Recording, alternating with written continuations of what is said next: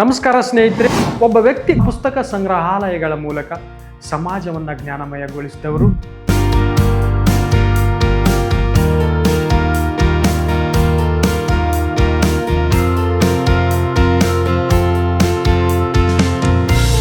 ಸುಮಾರು 150ಕ್ಕೂ ಹೆಚ್ಚು ಪ್ರಶಸ್ತಿಗಳನ್ನು ಪಡೆದುಕೊಂಡಂಥವರು ನೀವು.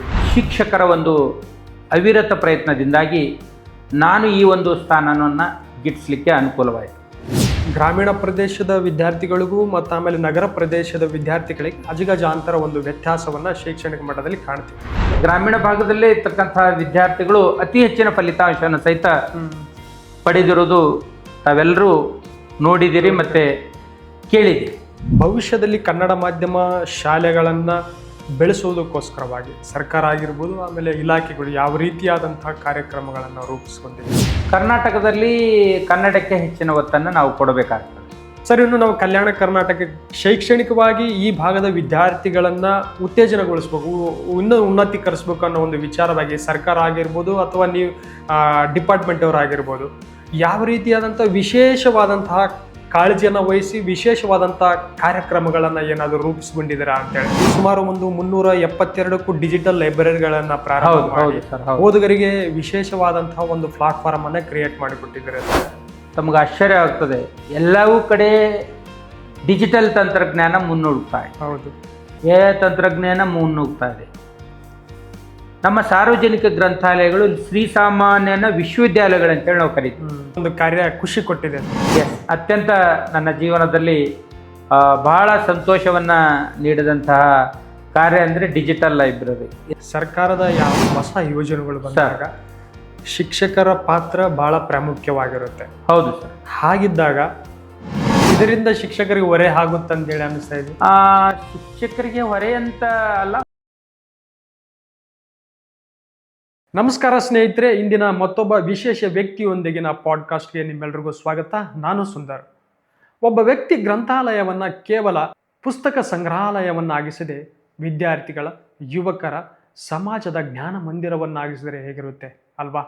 ಅಂತಹ ಪುಸ್ತಕ ಸಂಗ್ರಹಾಲಯಗಳ ಮೂಲಕ ಸಮಾಜವನ್ನು ಜ್ಞಾನಮಯಗೊಳಿಸಿದವರು. ಗ್ರಂಥಾಲಯ ಚಳವಳಿಗೆ ಹೊಸ ದಿಕ್ಸೂಚಿಯನ್ನು ನೀಡಿ ಕರ್ನಾಟಕದಲ್ಲಿ 372ಕ್ಕೂ ಹೆಚ್ಚು ಡಿಜಿಟಲ್ ಗ್ರಂಥಾಲಯಗಳನ್ನು ಸ್ಥಾಪನೆ ಮಾಡಿ ಕೋಟ್ಯಾಂತರ ವಿದ್ಯಾರ್ಥಿ ಸದಸ್ಯರುಗಳನ್ನು ಗ್ರಂಥಾಲಯಕ್ಕೆ ಸೆಳೆಯುವಂಥ ಕಾರ್ಯವನ್ನು ಮಾಡಿ ವಿಶ್ವ ದಾಖಲೆಯನ್ನು ನಿರ್ಮಾಣ ಮಾಡಿದಂಥವರು ಡಾಕ್ಟರ್ ಸತೀಶ್ ಕುಮಾರ್ ಎಸ್ ಹೊಸ್ಮನಿಯವರು. ಕರ್ನಾಟಕವನ್ನು ರಾಜ್ಯ ಮತ್ತು ಅಂತಾರಾಷ್ಟ್ರೀಯ ವೇದಿಕೆಗಳಲ್ಲಿ ಪ್ರತಿನಿಧಿಸಿ ತಮ್ಮದೇ ಆದಂಥ ಶೈಕ್ಷಣಿಕ ಕ್ರಾಂತಿಯನ್ನು ಮಾಡಿದಂಥವರು ಇವರು. ಮೂಲತಃ ಬೀದರ್ ಜಿಲ್ಲೆಯವರಾಗಿರುವ ಇವರು ರಾಜ್ಯ ಮತ್ತು ಅಂತಾರಾಷ್ಟ್ರೀಯ ಮಟ್ಟದಲ್ಲಿ ತಮ್ಮದೇ ಆದಂಥ ಶೈಕ್ಷಣಿಕ ಕ್ರಾಂತಿಯನ್ನು ಮಾಡಿ ಸುಮಾರು 150ಕ್ಕೂ ಹೆಚ್ಚು ಸಂಘ ಮತ್ತು ವಿಶೇಷ ಸಂಸ್ಥೆಗಳಿಂದ ಪ್ರಶಸ್ತಿಯನ್ನು ಪಡೆದುಕೊಂಡಿದ್ದಾರೆ. ಇಂತಹ ವ್ಯಕ್ತಿಯ ಬಗ್ಗೆ, ಇವರ ನಾಯಕತ್ವ, ಶಿಕ್ಷಣ ಕ್ರಾಂತಿ ಮತ್ತು ಗ್ರಂಥಾಲಯದ ಸಾಧನೆಯನ್ನು ನಮ್ಮ ಈ ಒಂದು ಪಾಡ್ಕಾಸ್ಟ್ನಲ್ಲಿ ಕೇಳಿ ತಿಳ್ಕೊಳ್ಳೋಣ. ಮೊದಲನೇದಾಗಿ ಈ ಒಂದು ಕಾರ್ಯಕ್ರಮಕ್ಕೆ ನಾನು ಡಾಕ್ಟರ್ ಸತೀಶ್ ಕುಮಾರ್ ಎಸ್ ಹೊಸ್ಮನಿ ಅವರನ್ನು ನಾನು ಈ ಒಂದು ಕಾರ್ಯಕ್ರಮಕ್ಕೆ ಬರಮಾಡಿಕೊಳ್ತಾ ಇದ್ದೀನಿ. ಸರ್ ನಮಸ್ಕಾರ. ನಮಸ್ಕಾರ ಸರ್. ನಮಸ್ಕಾರ ಸರ್, ಹೇಗಿದ್ದೀರಾ ಸರ್? ಸರ್ ಚೆನ್ನಾಗಿದ್ದೀವಿ, ತಾವು ಚೆನ್ನಾಗಿದ್ದೀರಾ ಸರ್? ಆರಾಮಾಗಿದ್ದೀನಿ. Yes sir. ಸರ್, ಪ್ರಸ್ತುತ ಶಿಕ್ಷಣ ಇಲಾಖೆಯಲ್ಲಿ ನಿರ್ದೇಶಕರಾಗಿ ಕೆಲಸವನ್ನು ನಿರ್ವಹಿಸ್ತಾ ಇದ್ದಾರೆ. ನಿಮ್ಮ ಪ್ರಶಸ್ತಿಗಳು ಮತ್ತು ಆಮೇಲೆ ನಿಮ್ಮ ಸಾಧನೆಯನ್ನು ನಾನು ವಿವರಣೆ ಮಾಡ್ಬೇಕಂತ ಹೇಳಿದ್ರೆ ಸುಮಾರು ಅರ್ಧ ಗಂಟೆ ಆದ್ರೂ ಟೈಮ್ ತಗೊಳುತ್ತೆ ಸರ್. ಹಾಂ ಸರ್. ರಾಜ್ಯ ಮತ್ತು ಅಂತಾರಾಷ್ಟ್ರೀಯ ಮಟ್ಟದಲ್ಲಿ ನಿಮ್ಮದೇ ಆದಂಥ ಒಂದು ವ್ಯಕ್ತಿತ್ವವನ್ನು ಹೊಂದಿ ಸುಮಾರು 150ಕ್ಕೂ ಹೆಚ್ಚು ಪ್ರಶಸ್ತಿಗಳನ್ನು ಪಡೆದುಕೊಂಡಂಥವರು ನೀವು. ಹಾಗಿದ್ದಾಗ ಕಲ್ಯಾಣ ಕರ್ನಾಟಕ ಭಾಗದಿಂದ ಬಂದಂಥವರು ನೀವು ಇಷ್ಟೊಂದು ದೊಡ್ಡ ಸಾಧನೆಯನ್ನು ಮಾಡಿ ನಿಮ್ಮ ಜೀವನದ ಪಯಣವನ್ನು ಹೇಗೆ ಪ್ರಾರಂಭ ಮಾಡಿದೆ ಅಂತೇಳಿ ನಮ್ಮ ವೀಕ್ಷಕರಿಗೆ ತಿಳಿಸ್ಬೋದಾ ಸರ್? ಇವತ್ತು ತಾವು ಹೇಳಿದ ಹಾಗೆ ನನ್ನ ಬಾಲ್ಯ ಜೀವನವನ್ನು ನೆನಪಿಸಿಕೊಂಡಂತಹ ಈ ಸುಸಂದರ್ಭದಲ್ಲಿ ಮೂಲತಃ ಈಗಾಗಲೇ ತಾವು ಹೇಳಿದ್ರಿ, ಬೀದರ್ ಜಿಲ್ಲೆಯ ಬಸವಕಲ್ಯಾಣ ತಾಲೂಕಿನ ಕೆರಡಾಬಿ ಎಂಬ ಒಂದು ಪುಟ್ಟ ಗ್ರಾಮದಲ್ಲಿ ಜನಿಸಿ ಅಲ್ಲೇ ಇರತಕ್ಕಂತಹ ಸರ್ಕಾರಿ ಹಿರಿಯ ಪ್ರಾಥಮಿಕ ಶಾಲೆಯಲ್ಲಿ 1ರಿಂದ 7ನೇ ತರಗತಿಯವರೆಗೆ ಪ್ರಾಥಮಿಕ ಶಿಕ್ಷಣವನ್ನು ಮುಗಿಸಿದ್ದೆ ಸರ್. ಅಲ್ಲೇ ಅಧ್ಯಯನ ಮಾಡಿ ನಾನು ಪ್ರಾಥಮಿಕ ಶಾಲಾ ಶಿಕ್ಷಣವನ್ನು ಮುಗಿಸಿದೆ.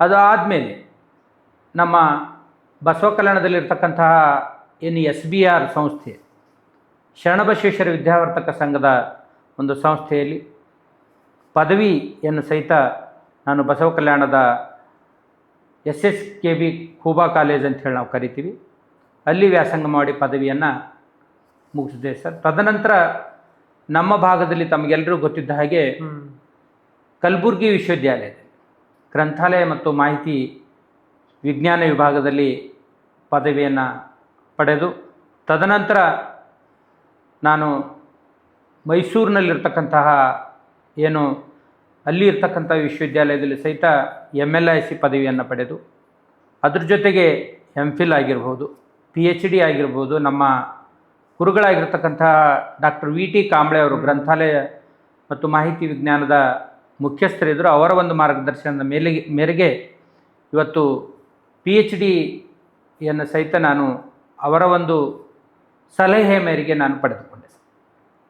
ಸರ್, ಕಲ್ಯಾಣ ಕರ್ನಾಟಕ ಭಾಗದಿಂದ ಬಂದಂಥವ್ರು ನೀವು ಆರ್ಥಿಕವಾಗಿ, ಸಾಮಾಜಿಕವಾಗಿ, ಔದ್ಯೋಗಿಕವಾಗಿ, ಶೈಕ್ಷಣಿಕವಾಗಿ ಅತಿ ಹಿಂದುಳಿದ ಅನ್ನುವಂಥ ಒಂದು ಅಡೆಪಟ್ಟನ್ನು ಒತ್ತಿರುವಂತಹ ಭಾಗ.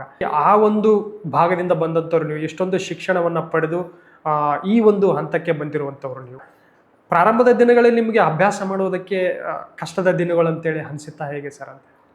ಸರ್, ಪ್ರಾರಂಭದ ದಿನಗಳಲ್ಲಿ ವಿಶೇಷವಾಗಿ ತಮಗೆಲ್ರಿಗೂ ಗೊತ್ತು, ಅಂದಿನ ಒಂದು ಇಂದಿನ ಅತ್ಯಾಧುನಿಕ ತಂತ್ರಜ್ಞಾನ ಯುಗದಕ್ಕೂ ಮತ್ತು ಸುಮಾರು 1970ರ ದಶಕದಲ್ಲಿ, 80ರ ದಶಕದಲ್ಲಿ, 90ರ ದಶಕದಲ್ಲಿ ಇವತ್ತು ನಾವು ಅತ್ಯುನ್ನತವಾದಂತಹ ಶಿಕ್ಷಣವನ್ನು, ಮೌಲ್ಯಯುತವಾದಂತಹ ಶಿಕ್ಷಣವನ್ನು ಪಡೀಲಿಕ್ಕೆ ಆ ಭಾಗದಲ್ಲಿರ್ತಕ್ಕಂಥ ಕಲ್ಯಾಣ ಕರ್ನಾಟಕ ಭಾಗದಲ್ಲಿರ್ತಕ್ಕಂತಹ ಶಿಕ್ಷಕರ ಒಂದು ಅವಿರತ ಪ್ರಯತ್ನದಿಂದಾಗಿ ನಾನು ಈ ಒಂದು ಸ್ಥಾನವನ್ನು ಗಿಟ್ಟಿಸಲಿಕ್ಕೆ ಅನುಕೂಲವಾಯಿತು. ಅದರ ಜೊತೆಗೆ ತಾವು ಹೇಳಿದ ಹಾಗೆ ನಮ್ಮ ತಂದೆ ತಾಯಿಯರ ಮಾರ್ಗದರ್ಶನ ಆಗಿರ್ಬೋದು, ಗುರು ಹಿರಿಯರು, ವಿಶೇಷವಾಗಿ ನಾನು ಓದ್ತಕ್ಕಂಥ ಸಂದರ್ಭದಲ್ಲಿ ಪ್ರಾಥಮಿಕ ಹಂತದಲ್ಲಿ ನಮ್ಮೂರಿನ ಸಮೀಪದಲ್ಲಿರ್ತಕ್ಕಂತಹ ಒಬ್ಬ ಇಂದ್ರಸೇನ್ ಅಂಥೇಳಿ ಹೆಡ್ ಮಾಸ್ಟರ್ ಇದ್ದರು. ಬಹಳ ಚೆನ್ನಾಗಿ ಅವರು ಅರಿತುಕೊಂಡಿದ್ದರು. ಇಂಗ್ಲೀಷ್ ಮೇಸ್ಟರ್ ಆಗಿದ್ದರು ಸಹಿತ ಎಲ್ಲ ವಿಷಯಗಳನ್ನು ಇವತ್ತು ಪ್ರಾಥಮಿಕ ಶಿಕ್ಷಣದಲ್ಲಿ ಏನು ಭದ್ರ ಬುನಾದಿ ಅಂತ ಹೇಳಿ ನಾವು ಕರಿತೀವಿ, ಆ ಭದ್ರ ಬುನಾದಿಯಲ್ಲಿ ಇಂದಿನ ಮಕ್ಕಳು ಮುಂದಿನ ಭಾವಿ ಭವ್ಯ ನಾಗರಿಕರು ಅಂಥೇಳಿ ಈ ಸಂದರ್ಭದಲ್ಲಿ ಹೇಳ್ತೀವಿ. ಆ ಪ್ರಾಥಮಿಕ ಶಿಕ್ಷಣದಲ್ಲಿಯೇ ಅತ್ಯಂತ ಆಳವಾಗಿ ಅಧ್ಯಯನ ಮಾಡೋದ್ರ ಮೂಲಕ ವಿಷಯವನ್ನು, ಅಲ್ಲಿರ್ತಕ್ಕಂಥ ವಿಷಯವನ್ನು ಏನು ಶಿಕ್ಷಕರು ಹೇಳಿಕೊಡ್ತಾರೋ ಆ ಶಿಕ್ಷಣವನ್ನು ಪಡೆಯೋದ್ರ ಮೂಲಕ ಮಾಧ್ಯಮಿಕ ಶಿಕ್ಷಣ ಆಗಿರ್ಬೋದು, ಪದವಿ ಶಿಕ್ಷಣ ಆಗಿರ್ಬೋದು, ಹಾಗೆ ಉನ್ನತ ಶಿಕ್ಷಣ ಆಗಿರ್ಬೋದು, ಅವೆಲ್ಲವೂ ಸಹಿತ ನಮಗೆ ಪೂರಕವಾಗಿ ಕೆಲಸ ಮಾಡ್ತವೆ. ಈ ಸಂದರ್ಭದಲ್ಲಿ ಗ್ರಾಮೀಣ ಭಾಗದಲ್ಲಿ, ನಮ್ಮ ಕಲ್ಯಾಣ ಕರ್ನಾಟಕ ಭಾಗದಲ್ಲೂ, ಅದರಲ್ಲೂ ತಾವೇನು ಹೇಳಿದ್ರಿ, ಇಂದಿನ ಕಲ್ಯಾಣ ಕರ್ನಾಟಕ ಭಾಗದ 7 ಜಿಲ್ಲೆಗಳಲ್ಲಿ ಸಹಿತ ಈಗ ಅಭಿವೃದ್ಧಿಯನ್ನು ಕಾಣ್ತಾ ಇದೆ. ನಮ್ಮ ರಾಜ್ಯದಲ್ಲಿ ಇಡೀ ದೇಶಕ್ಕೆ ಹೋಲಿಸಿದಾಗ ಕರ್ನಾಟಕ ರಾಜ್ಯ ಶೈಕ್ಷಣಿಕ ವಿಭಾಗದಲ್ಲಿ ಅತ್ಯುನ್ನತವಾದಂಥ ಸಾಧನೆಯನ್ನು ಈ ಸಂದರ್ಭದಲ್ಲಿ ಮಾಡಿದೆ. ತಮಗೆಲ್ಲರಿಗೂ ಗೊತ್ತು, ಕಳೆದ ವರ್ಷದಲ್ಲಿ ನಮ್ಮ ಏನು ಸರ್ಕಾರಿ ಶಾಲೆಗಳಲ್ಲಿ ಸುಮಾರು ಮೊದಲ ಒಂದು ಅವಧಿಯಲ್ಲಿ 94% ರಿಸಲ್ಟನ್ನು, ಫಲಿತಾಂಶವನ್ನು ಪಡೆದಿದ್ದರೆ, ಎರಡನೇ ಇದರಲ್ಲಿ ಎರಡೂ ಸೇರಿ ಸುಮಾರು 98% ಫಲಿತಾಂಶವನ್ನು ನಮ್ಮ ಸರ್ಕಾರಿ ಶಾಲೆಯ ಮಕ್ಕಳೇ ಅತಿ ಹೆಚ್ಚಿನ ಸ್ಥಾನದಲ್ಲಿ ಇವತ್ತು ಪಡೆದಿದ್ದಾರೆ. ತಮಗೆ ಗೊತ್ತಿರಬಹುದು. ಈ ಸಂದರ್ಭದಲ್ಲಿ ಅತ್ಯಂತ ಗುಣಮಟ್ಟದ ಶಿಕ್ಷಣ ಮತ್ತು ಮೌಲ್ಯಯುತವಾದಂತಹ ಶಿಕ್ಷಣವನ್ನು ಇವತ್ತು ನಮ್ಮ ಸಾರ್ವಜನಿಕ ಶಿಕ್ಷಣ ಇಲಾಖೆ ಈ ಸಂದರ್ಭದಲ್ಲಿ ನೀಡ್ತಾ ಇದೆ. ಅದರಲ್ಲೂ ನಾನು ಕಳೆದ 1 ವರ್ಷದಿಂದ ನಮ್ಮ ಸಾರ್ವಜನಿಕ ಶಿಕ್ಷಣ ಇಲಾಖೆಯ ಸಮಗ್ರ ಶಿಕ್ಷಣ ಕರ್ನಾಟಕ, ಅಂದರೆ ಸಾರ್ವಜನಿಕ ಗ್ರಂಥಾಲಯ ಇಲಾಖೆಯಿಂದ ನಾನು ವರ್ಗವಾಗಿ ಸಮಗ್ರ ಶಿಕ್ಷಣ ಕರ್ನಾಟಕದ ಅಲ್ಲಿರ್ತಕ್ಕಂಥ ನಿರ್ದೇಶಕರು ಕಾರ್ಯಕ್ರಮ, ಅಂದರೆ ಆ ಒಂದು ಆಡಳಿತ ಅಥವಾ ಕಾರ್ಯಕ್ರಮದ ವಿಭಾಗದ ಮುಖ್ಯಸ್ಥನಾಗಿ ಕೆಲಸ ಮಾಡ್ತಾ ಇದೆ. ನಮ್ಮಲ್ಲಿರ್ತಕ್ಕಂಥ ಏನು ಮಾನ್ಯ ರಾಜ್ಯ ಯೋಜನಾ ನಿರ್ದೇಶಕರ ನಿರ್ದೇಶನದ ಮೇರೆಗೆ ಇವತ್ತು ಶಾಲಾ ಶಿಕ್ಷಣವನ್ನು, ಅದರಲ್ಲೂ ಮಕ್ಕಳಲ್ಲಿ ಜ್ಞಾನದ ಹವ್ಯಾಸವನ್ನು, ಓದುವ ಆಸಕ್ತಿಯನ್ನು ಯಾವ ರೀತಿ ಹೆಚ್ಚಳ ಮಾಡಬೇಕು ಅಂಥೇಳಿ ತಮಗೆಲ್ಲರೂ ಗೊತ್ತಿದ್ದ ಹಾಗೆ ಸಮಗ್ರ ಶಿಕ್ಷಣ ಕರ್ನಾಟಕ ಹೇಗೆ ಬಂತು ಅಂಥೇಳಿ. ಹ್ಮ್ ಮೊದಲು ಇದು ಸಮಗ್ರ ಶಿಕ್ಷಣ ಕರ್ನಾಟಕಕ್ಕಿಂತಲೂ ರಾಷ್ಟ್ರೀಯ ಏನು ನಾವು ಸರ್ವ ಶಿಕ್ಷಣ ಅಭಿಯಾನ ಅಂತ ಹೇಳಿ ಕರಿತೀವಿ, ಮೊದಲನೇದಾಗಿ ಅದು ಪ್ರಾರಂಭವಾಯಿತು. ತದನಂತರ ನಮ್ಮ ರಾಷ್ಟ್ರೀಯ ಮಾಧ್ಯಮಿಕ ಶಿಕ್ಷಣ ಅಭಿಯಾನ ಅಂಥೇಳಿ ಆಯಿತು. ತದನಂತರ ಸಮಗ್ರ ಶಿಕ್ಷಣ ಕರ್ನಾಟಕ 2019ರಲ್ಲಿ ಮರುನಾಮಕರಣ ಆಯಿತು. ಇದು ಮುಖ್ಯವಾಗಿ ನಮ್ಮ ಏನು ವಿಶೇಷವಾಗಿ ಇದಕ್ಕೆ ಮಾನ್ಯ ಶಾಲಾ ಶಿಕ್ಷಣ ಮತ್ತು ಸಾಕ್ಷರತಾ ಇಲಾಖೆಯ ನಮ್ಮ ಮಾನ್ಯ ಸಚಿವರು ಇದರ ಒಂದು ಉಪಾಧ್ಯಕ್ಷರಾಗಿರ್ತಾರೆ. ನಮ್ಮ ಮಾನ್ಯ ಮುಖ್ಯಮಂತ್ರಿಗಳು ಇದರ ಅಧ್ಯಕ್ಷತೆಯನ್ನು ಹೊಂದಿರ್ತಾರೆ. ಅಲ್ಲಿರ್ತಕ್ಕಂಥ ಒಂದು ಏನು ನಮ್ಮ ಸಹಕಾರ ಸಂಘಗಳ ನಿಯಮಗಳ ಅನ್ವಯ ಈ ಒಂದು ಸಮಗ್ರ ಶಿಕ್ಷಣ ಕರ್ನಾಟಕ ಸಂಸ್ಥೆಯು ನೋಂದಣಿಯಾಗಿ ಇವತ್ತು ಈ ಒಂದು ಸಮಗ್ರ ಶಿಕ್ಷಣ ಕರ್ನಾಟಕಕ್ಕೆ ಕರ್ನಾಟಕ ಸರ್ಕಾರದ ಮಾನ್ಯ ಸರ್ಕಾರದ ಅಪರ ಮುಖ್ಯ ಕಾರ್ಯದರ್ಶಿಗಳು ಮತ್ತು ಅಭಿವೃದ್ಧಿ ಆಯುಕ್ತರು ಈ ಒಂದು ಕಾರ್ಯಕಾರಿ ಸಮಿತಿಯ ಅಧ್ಯಕ್ಷರೊಂದಿಗೆ ವಿವಿಧ ಇಲಾಖೆಯ ಪ್ರಧಾನ ಕಾರ್ಯದರ್ಶಿಗಳು ಸಹಿತ ನಮ್ಮ ರಾಜ್ಯದಲ್ಲಿರ್ತಕ್ಕಂಥ ಸುಮಾರು 45,000ಕ್ಕೂ ಹೆಚ್ಚು ಶಾಲೆಗಳು ಇದ್ದಾವೆ. ಇವತ್ತು ಪ್ರಾಥಮಿಕ ಶಾಲಾ ಶಿಕ್ಷಣ ತೆಗೆದುಕೊಳ್ಳಿ ತಾವು, ಅದ್ರ ಜೊತೆಗೆ ಮಾಧ್ಯಮಿಕ ಅಂದರೆ ಪ್ರೌಢ ಶಿಕ್ಷಣ ತೆಗೆದುಕೊಳ್ಳಿ, ಹಾಗೆ ವಿಶೇಷವಾದಂತಹ ನಮ್ಮ ಯಾವುದಂದರೆ PUC ಕಾಲೇಜನ್ನು ತೆಗೆದುಕೊಳ್ಳಿ. ಇವತ್ತು ಹಲವಾರು ಶೈಕ್ಷಣಿಕ ಗುಣಮಟ್ಟವನ್ನು, ಅದರಲ್ಲೂ ಮಕ್ಕಳಲ್ಲಿ ಓದುವ ಹವ್ಯಾಸವನ್ನು, ಅದ್ರ ಜೊತೆಗೆ ಮಕ್ಕಳಿಗಾಗಿ ವಿಶೇಷವಾಗಿ ಆಕರ್ಷಕವಾದಂತಹ ಕಾರ್ಯಕ್ರಮಗಳನ್ನು ಹಮ್ಮಿಕೊಳ್ಳೋದರ ಮೂಲಕ ಇವತ್ತು ನಮ್ಮ ಸಮಗ್ರ ಶಿಕ್ಷಣ ಕರ್ನಾಟಕದ ಎಲ್ಲ ಹಿರಿಯ ಮತ್ತು ಕಿರಿಯ ಕಾರ್ಯಕ್ರಮಾಧಿಕಾರಿಗಳಾಗಿರ್ಬೋದು, ಜಂಟಿ ನಿರ್ದೇಶಕರಾಗಿರ್ಬೋದು, ಇಡೀ ಒಂದು ತಂಡ ನಮ್ಮ ರಾಜ್ಯದಲ್ಲಿರ್ತಕ್ಕಂತಹ ಶಾಲಾ ಶಿಕ್ಷಣಕ್ಕೆ ಒತ್ತು ನೀಡ್ತಾ ಇದೆ ಅಂತೇಳಿ ಸಂದರ್ಭದಲ್ಲಿ ಹೇಳಲಿಕ್ಕೆ ಇಷ್ಟಪಡ್ತಾ ಇದ್ದೇನೆ. ಸರ್, ಇನ್ನು ಒಂದು ನಿಮ್ಮ ಒಂದು ದೃಷ್ಟಿಕೋನದಲ್ಲಿ ಒಬ್ಬ ಶಿಕ್ಷಣ ಆಡಳಿತಾಧಿಕಾರಿಯಾಗಿರುವಾಗ ಪ್ರಮುಖವಾಗಿ ಯಾವ ಒಂದು ಗುಣ ಅಭಿವೃದ್ಧಿ ಪಡಿಸೋಕ್ಕೆ ಬೇಕು, ಶಿಕ್ಷಣ ಅಭಿವೃದ್ಧಿಯನ್ನು ಪಡಿಸೋಕ್ಕೆ ಯಾವ ಒಂದು ಪ್ರಮುಖ ಗುಣ ಬೇಕಾಗ್ಬೋದು? ಇವತ್ತು ತಾವು ಹೇಳಿದಾಗೆ ಸರ್, ನಮ್ಮಲ್ಲಿರ್ತಕ್ಕಂತಹ ಶಾಲೆಗೆ ಏನು ಪ್ರತಿ ವರ್ಷ ನಾವು ನಮ್ಮ ಸರ್ಕಾರಿ ಶಾಲೆಗೆ ಯಾವ ರೀತಿ ಮಕ್ಕಳನ್ನು ಆಕರ್ಷಿಸಬೇಕು ಅಂಥೇಳಿ ಹಲವಾರು ಕಾರ್ಯಕ್ರಮಗಳನ್ನು ಸಹಿತ ನಾವು ಹಮ್ಮಿಕೊಂಡಿದ್ದೀವಿ.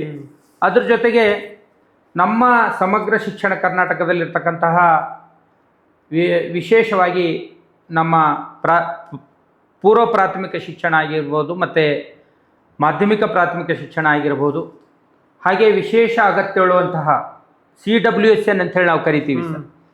ಅಂದರೆ ಆ ಮಕ್ಕಳಿಗೆ ಅದ್ರ ಜೊತೆಗೆ ಅವರಿಗೂ ಸಹಿತ ಇನ್ಕ್ಲೂಸಿವ್ ಎಜುಕೇಷನ್ ಅಂತೇಳಿ ನಾವು ಕರಿತೀವಿ, ಅವರಿಗೂ ಸಹಿತ ಒಂದು ಸಮನ್ವಯವಾದಂತಹ ಶಿಕ್ಷಣವನ್ನು ಒದಗಿಸೋದ್ರ ಮೂಲಕ, ಹಾಗೆ ನಮ್ಮಲ್ಲಿ ವಿಶೇಷವಾಗಿ ಗ್ರಾಮೀಣ ಭಾಗದ ಬಾಲಕಿಯರಿಗೆ ಕಸ್ತೂರ್ಬಾ ಗಾಂಧಿ ಬಾಲಿಕಾ ವಿದ್ಯಾಲಯ ಆಗಿರ್ಬೋದು, KGBV ಅಂತೇಳಿ ನಾವು ಕರಿತೀವಿ, KKGBV ಅಂಥೇಳಿ ಕರಿತೀವಿ, ಹಾಗೆ ನಮ್ಮ ಟೈಪ್ ಮತ್ತು ಟೈಪ್ 2, ಟೈಪ್ 3, ಟೈಪ್ 4 ಅಂಥೇಳಿ ನಾವು ಈ ಸಂದರ್ಭದಲ್ಲಿ ಟೈಪ್ 1 ಇವೆಲ್ಲವೂ ಸಹಿತ ನಮ್ಮ ಗ್ರಾಮೀಣ ಭಾಗದಲ್ಲಿರ್ತಕ್ಕಂತಹ ಮಕ್ಕಳಿಗೆ ಅತ್ಯಂತ ಕಲಿಕಾ ಸಾಮರ್ಥ್ಯವನ್ನು ಹೆಚ್ಚಿಸಲಿಕ್ಕೆ ಹಲವಾರು ಕಾರ್ಯಕ್ರಮಗಳನ್ನು ಏರ್ಪಡಿಸೋದ್ರ ಮೂಲಕ ಇವತ್ತು ನಮ್ಮ ಸರ್ಕಾರಿ ಶಾಲೆಗಳನ್ನು ಇವತ್ತು ಅಭಿವೃದ್ಧಿ ಪಥದಲ್ಲಿ ಸಾಗ್ತಾ ಇದೆ ಅಂತೇಳಿ ಸಂದರ್ಭದಲ್ಲಿ ಹೇಳಲಿಕ್ಕೆ ಇಷ್ಟಪಡ್ತೇನೆ. ಸರ್, ಇನ್ನು ನಾವು ಕಂಪ್ಯಾರಿಸನ್ ಮಾಡಿದಾಗ ಗ್ರಾಮೀಣ ಪ್ರದೇಶದ ವಿದ್ಯಾರ್ಥಿಗಳಿಗೂ ಮತ್ತು ಆಮೇಲೆ ನಗರ ಪ್ರದೇಶದ ವಿದ್ಯಾರ್ಥಿಗಳಿಗೆ ಅಜಗಜಾಂತರ ಒಂದು ವ್ಯತ್ಯಾಸವನ್ನು ಶೈಕ್ಷಣಿಕ ಮಟ್ಟದಲ್ಲಿ ಕಾಣ್ತೀವಿ. ಈ ಥರ ಇರುವಾಗ ಈ ರೀತಿಯಾದಂಥ ಒಂದು ಗ್ಯಾಪನ್ನು ತುಂಬಿಸೋಕ್ಕೆ ಶೈಕ್ಷಣಿಕ ವಲಯದಲ್ಲಿ ಯಾವ ರೀತಿಯಾದಂತಹ ಕಾರ್ಯಕ್ರಮವನ್ನು, ಯಾವ ರೀತಿಯಾದಂಥ ಶೈಕ್ಷಣಿಕ ಬದಲಾವಣೆಯನ್ನು ಮಾಡ್ತಾ ಇದ್ದೀರಾ ಅಂತೇಳಿ? ಇವತ್ತು ತಮಗೆ ಗೊತ್ತಿದ್ದ ಹಾಗೆ ಗ್ರಾಮೀಣ ಭಾಗದಲ್ಲಿರ್ತಕ್ಕಂತಹ ವಿದ್ಯಾರ್ಥಿಗಳು ಇಂದಿನ ಅತ್ಯಾಧುನಿಕ ಯುಗದಲ್ಲಿ ಏನು ಅರ್ಬನೈಸೇಷನ್ ಅಂತ ಹೇಳಿ ನಾವು ಕರಿತೀವಿ, ನಗರೀಕರಣದ ಇಂದಿನ ಯುಗದಲ್ಲಿ ಗ್ರಾಮೀಣ ಮತ್ತು ನಮ್ಮಲ್ಲಿರ್ತಕ್ಕಂಥ ನಗರ ಭಾಗದ ವಿದ್ಯಾರ್ಥಿಗಳು ಸಹಿತ ಯಾವುದಕ್ಕೂ ಕಮ್ಮಿ ಇಲ್ಲ. ಇವತ್ತು ತಮ್ಗೆ ಆಶ್ಚರ್ಯ ಆಗ್ತದೆ, ಮೊನ್ನೆ ತಾನೇ ಫಲಿತಾಂಶ PUC ಫಲಿತಾಂಶ ಆಗಿರ್ಬೋದು, ಮತ್ತು ನಮ್ಮ SSLC ಫಲಿತಾಂಶ ಆಗಿರ್ಬೋದು, ಮತ್ತು ಬೇರೆ ಬೇರೆ ಏನು ಕ್ಲಾಸ್ನಲ್ಲಿರ್ತಕ್ಕಂಥ ಓದುಗ ವಿದ್ಯಾರ್ಥಿಗಳು, ನಮ್ಮಲ್ಲಿ ಓದ್ತಕ್ಕಂಥ ವಿದ್ಯಾರ್ಥಿಗಳು ಹೆಚ್ಚಾನೆಚ್ಚು ಇತ್ತೀಚೆಗೆ ತಾರತಮ್ಯವನ್ನು ಕಡಿಮೆ ಆಗ್ತಾರೆ. ಯಾಕಂದರೆ ಗ್ರಾಮೀಣ ಭಾಗದಲ್ಲೇ ಇರ್ತಕ್ಕಂಥ ವಿದ್ಯಾರ್ಥಿಗಳು ಅತಿ ಹೆಚ್ಚಿನ ಫಲಿತಾಂಶವನ್ನು ಸಹಿತ ಪಡೆದಿರೋದು ತಾವೆಲ್ಲರೂ ನೋಡಿದ್ದೀರಿ ಮತ್ತು ಕೇಳಿದ್ದೀರಿ.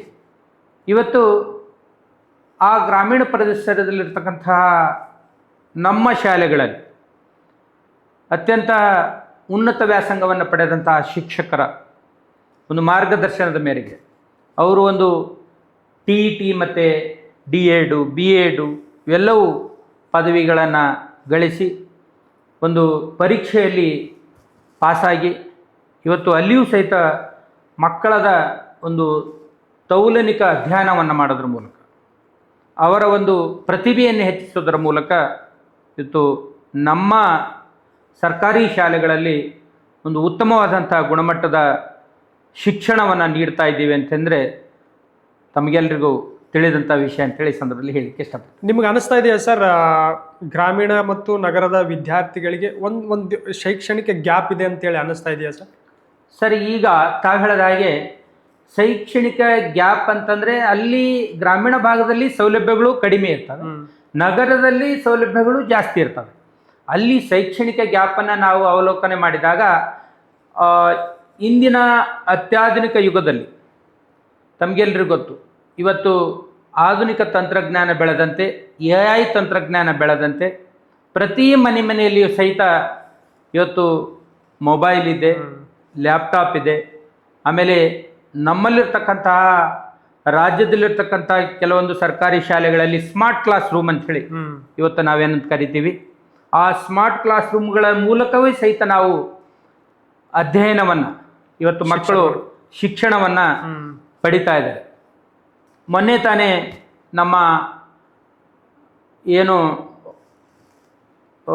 CBSE ಏನು MOE ಇಂದ ಜಂಟಿ ಕಾರ್ಯದರ್ಶಿಗಳು ಬಂದಿದ್ದರು. ಅಲ್ಲಿ ಬಂದಂತಹ ಸಂದರ್ಭದಲ್ಲಿ ಇಲ್ಲಿರ್ತಕ್ಕಂತಹ PM ಶ್ರೀ ವಿದ್ಯಾಲಯಗಳ ಭೇಟಿಯಾಗಿರಬಹುದು. ಆ ಭೇಟಿಯ ಸಂದರ್ಭದಲ್ಲಿ ಗ್ರಾಮೀಣ ಭಾಗದಲ್ಲಿರ್ತಕ್ಕಂಥ ಜವಾಹರ್ ನವೋದಯ ವಿದ್ಯಾಲಯ ಏನು ಬಾಗ್ಲೂರಿನಲ್ಲಿರ್ತಕ್ಕಂಥ ಒಂದು ಶಾಲೆಗೆ ಭೇಟಿಯನ್ನು ಈ ಸಂದರ್ಭದಲ್ಲಿ ನೀಡಿದೆ. ಅದು ಆದಮೇಲೆ ಕೇಂದ್ರೀಯ ವಿದ್ಯಾಲಯ ಮಲ್ಲೇಶ್ವರಂ ಆಗಿರಬಹುದು. ಸುಮಾರು ತದನಂತರ ನಮ್ಮ ಬೆಂಗಳೂರು ನಗರದ ಒಂದು ಆವರಣದಲ್ಲಿರ್ತಕ್ಕಂತಹ ನೆಲಗದರ್ನಹಳ್ಳಿ ಒಂದು PM ಶ್ರೀ ಶಾಲೆಗೆ ಭೇಟಿ ನೀಡಿದ್ದೀವಿ. ಅಂದರೆ ಆ ಭಾಗಕ್ಕೂ ಗ್ರಾಮೀಣ ಭಾಗಕ್ಕೂ ಮತ್ತು ನಮ್ಮಲ್ಲಿರ್ತಕ್ಕಂಥ ನಗರ ಭಾಗಕ್ಕೂ ಹೋಲಿಕೆಯನ್ನು ಮಾಡಿದಂತಹ ಸಂದರ್ಭದಲ್ಲಿ ಇವತ್ತು ಮುದ್ದು ಮಕ್ಕಳು ಅಲ್ಲಿರ್ತಕ್ಕಂತಹ ಕಲೆಯನ್ನು ಅಲ್ಲಿರ್ತಕ್ಕಂಥ ಪ್ರತಿಭಾನ್ವಿತ ಶಿಕ್ಷಕರ ಮೂಲಕ ಆ ಶಿಕ್ಷಕರು ಏನು ಪಾಠವನ್ನು ಮಾಡ್ತಾ ಇದ್ದಾರೆ, ಅದ್ರ ಜೊತೆಗೆ ಏನು ಲೆಸನ್ ಬೇಸ್ಡ್ ಅಸೆಸ್ಮೆಂಟ್ ಅಂತ ಹೇಳಿ ನಾವು ಕರಿತೀವಿ, ಆ ಅಸೆಸ್ಮೆಂಟನ್ನು ಸಹಿತ ಶಿಕ್ಷಕರು ಮಾಡೋದ್ರ ಮೂಲಕ ಅದ್ರ ಜೊತೆಗೆ ಮುದ್ದು ಮಕ್ಕಳಿಗೆ ಅಲ್ಲಿ ಬೇಕಾದಂತಹ ಸೌಲಭ್ಯಗಳನ್ನು ಇವತ್ತು ತಮಗೆ ಆಶ್ಚರ್ಯ ಆಗ್ತದೆ, ನಮ್ಮಲ್ಲಿರ್ತಕ್ಕಂತಹ ಎಲ್ಲ ಶಾಲೆಗಳಲ್ಲಿ ಸೇವಾನಿರತ ಶಿಕ್ಷಕರಿಗೆ ನಾವು ಅವರ ಒಂದು ಏನು ನಾವು ಪರಿಣಿತಿಯನ್ನು ಹೆಚ್ಚಿಸಲಿಕ್ಕೆ ಮತ್ತು ಅವರ ಆಡಳಿತವನ್ನು ಒಂದು ಚುರುಕು ಮಾಡಲಿಕ್ಕೆ, ಹಾಗೆ ಅವರಿಗೆ ಒಂದು ಸೇವಾನಿರತ ಶಿಕ್ಷಕರ ಒಂದು ತರಬೇತಿಯನ್ನು ಸಹಿತ ಈ ಸಂದರ್ಭದಲ್ಲಿ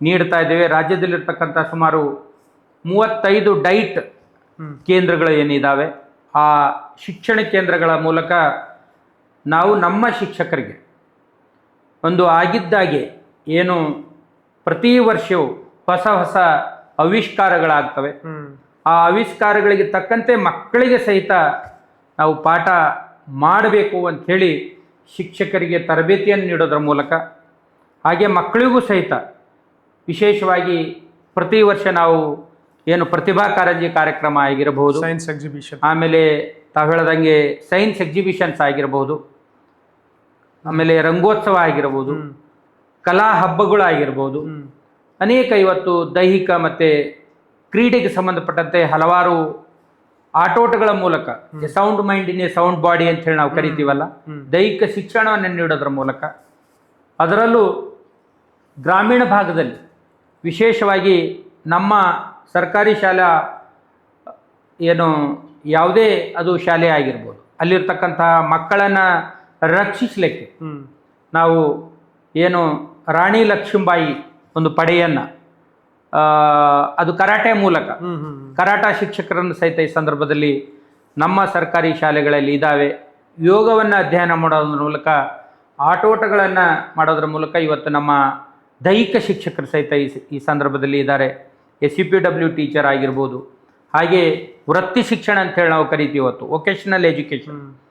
ಅಂದರೆ ಒಬ್ಬ ಮಗು ತನಗೆ ಬೇಕಾದಂತಹ ತನ್ನ ಕಾಲ ಮೇಲೆ ನಿಂತು ಬೇರೆ ಬೇರೆ ITI ಶಿಕ್ಷಣ ಆಗಿರ್ಬೋದು, ಅಲ್ಲಿರ್ತಕ್ಕಂಥ ವೃತ್ತಿಪರ ಕೋರ್ಸ್ಗಳು, ಬ್ಯೂಟಿಗೆ ಸಂಬಂಧಪಟ್ಟಂಥ ಕೋರ್ಸ್ಗಳಾಗಿರ್ಬೋದು, ಹಾಗೆ ಆಫ್ಟರ್ SSLC ಅಥವಾ ಆಫ್ಟರ್ PUC ಅವನು ನಾನು 10ನೇ ತರಗತಿ ಮತ್ತು 12ನೇ ತರಗತಿ ಪಾಸ್ ಆದಮೇಲೆ ನಾವು ವೃತ್ತಿಪರ ಕೋರ್ಸ್ಗಳಿಗೆ, ವಿವಿಧ ಕೋರ್ಸ್ಗಳಿಗೆ ಒಂದು ದಾಖಲಾತಿಯನ್ನು ಪಡೆದುಕೊಂಡು ತನ್ನ ಕಾಲ ಮೇಲೆ ಅಂದರೆ ಸ್ವಾವಲಂಬನೆಯನ್ನು, ತನ್ನಿಂದ ತಾನೇ ಸ್ವಾವಲಂಬನೆಯನ್ನು ಈ ಸಂದರ್ಭದಲ್ಲಿ ಆ ಮಗು ಪಡೆದುಕೊಳ್ತಾನೆ.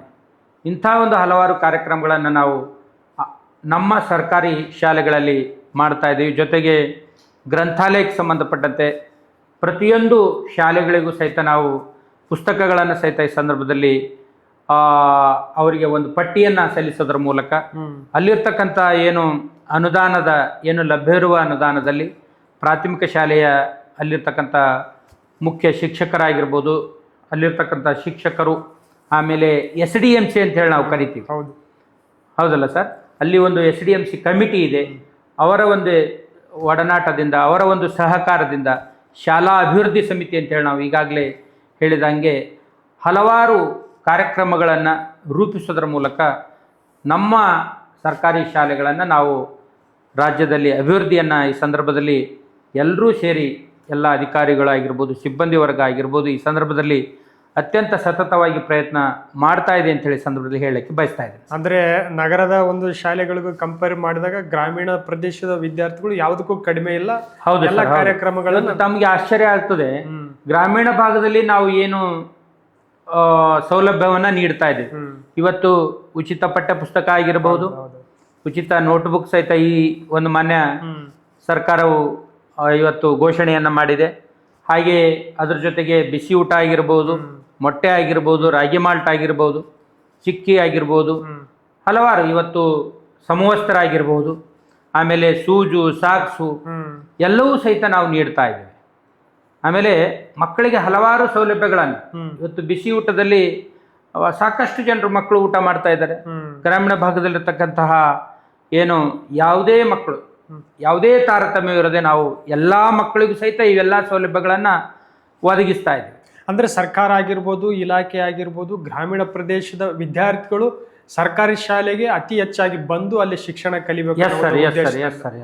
ಯಾವುದೇ ಕಾರಣಕ್ಕೂ ನಗರ ಪ್ರದೇಶದಿಂದ ಹೊರತಾಗಿರಬಾರ್ದು. ಅವರ ಒಂದು ಕಾಂಪಿಟೇಟಿವ್ ಎಲ್ಲಾ ಸೌಲಭ್ಯಗಳು ಸಹಿತ ಅಲ್ಲಿ ದೊರೀತಾ ಇದೆ.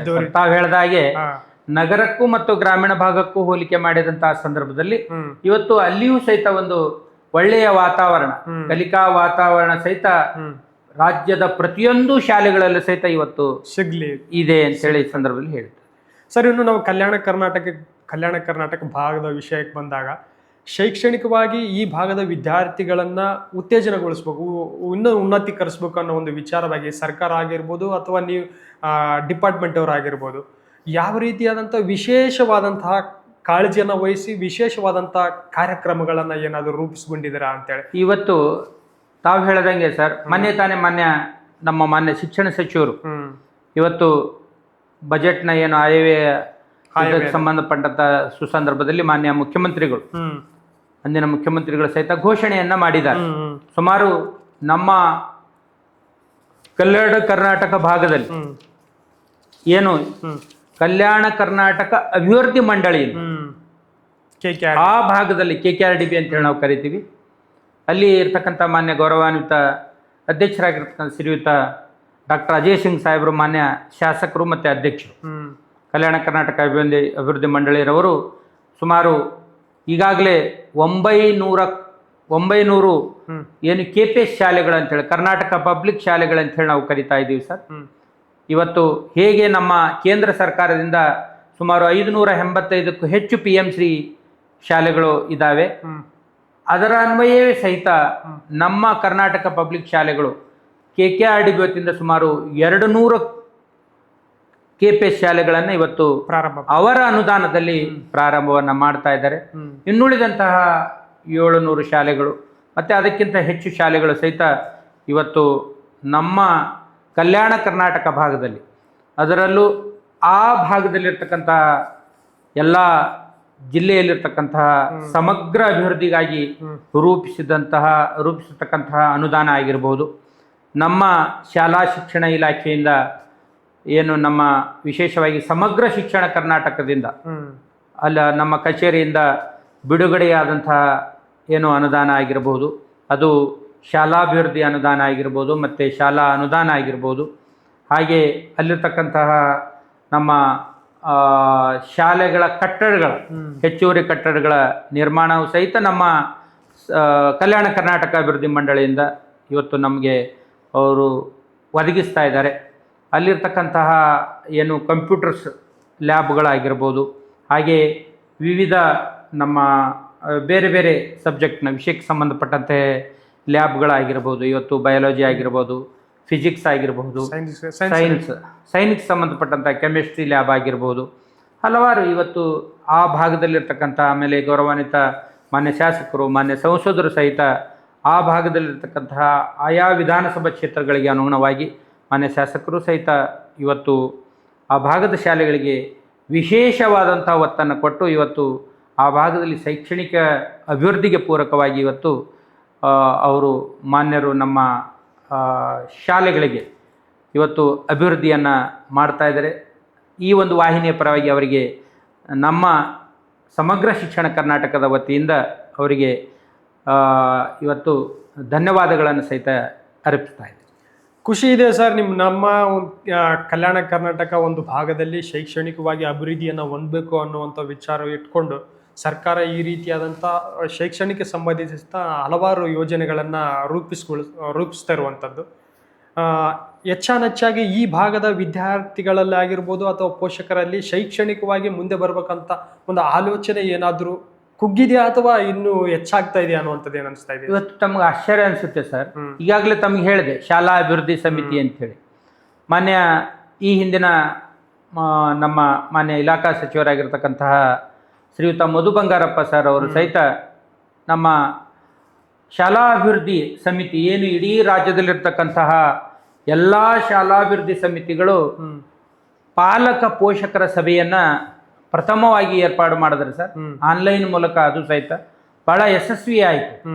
ಇವತ್ತು ಶಾಲೆಗಳ ಅಭಿವೃದ್ಧಿಗೆ ಪೂರಕವಾಗಿ ಮಾನ್ಯ ಮುಖ್ಯಮಂತ್ರಿಗಳ ಅಧ್ಯಕ್ಷತೆಯಲ್ಲಿ ಮಾನ್ಯ ಶಾಲಾ ಶಿಕ್ಷಣ ಸಚಿವರು ಮತ್ತು ಮಾನ್ಯ ಇಲಾಖಾ ಅಪರ ಮುಖ್ಯ ಕಾರ್ಯದರ್ಶಿಗಳಾಗಿರ್ಬೋದು, ಮಾನ್ಯ ರಾಜ್ಯ ಯೋಜನಾ ನಿರ್ದೇಶಕರಾಗಿರ್ಬೋದು, ಮಾನ್ಯ ಶಾಲಾ ಶಿಕ್ಷಣ ಇಲಾಖೆಯ ಆಯುಕ್ತರಾಗಿರ್ಬೋದು, ಬೆಂಗಳೂರು ಮತ್ತು ಅಪರ ಆಯುಕ್ತರಾಗಿರ್ತಕ್ಕಂಥ ಏನು ಕಲಬುರ್ಗಿ ಮತ್ತು ಧಾರವಾಡ ವಿಭಾಗ ಆಗಿರ್ಬೋದು, ಅವರೆಲ್ಲರೂ ಸೇರಿ ಇವತ್ತು ಎಲ್ಲ ಹಿರಿಯ ಅಧಿಕಾರಿಗಳು, ಎಲ್ಲ ಶಿಕ್ಷಕ ವೃಂದ, ಬೋಧಕ ಮತ್ತು ಬೋಧಕೇತರ ವೃಂದ ಎಲ್ಲವೂ ಸೇರಿ ಇವತ್ತು ನಮ್ಮ ಶಾಲಾ ಶಿಕ್ಷಣ ಇಲಾಖೆಯಲ್ಲಿರ್ತಕ್ಕಂತಹ ಎಲ್ಲ ಶಾಲೆಗಳನ್ನು ಅಭಿವೃದ್ಧಿ ಪಡಿಸಲಿಕ್ಕೆ ಹಲವಾರು ಪೂರಕವಾದಂತಹ ಅನೇಕ ಕಾರ್ಯಕ್ರಮಗಳನ್ನು ಇವತ್ತು ನಾವು ಹಮ್ಮಿಕೊಂಡಿದ್ದೇವೆ ಅಂತೇಳಿ ಸಂದರ್ಭದಲ್ಲಿ ಹೇಳಲಿಕ್ಕೆ ಬಯಸ್ತಾ ಇದ್ದೇನೆ.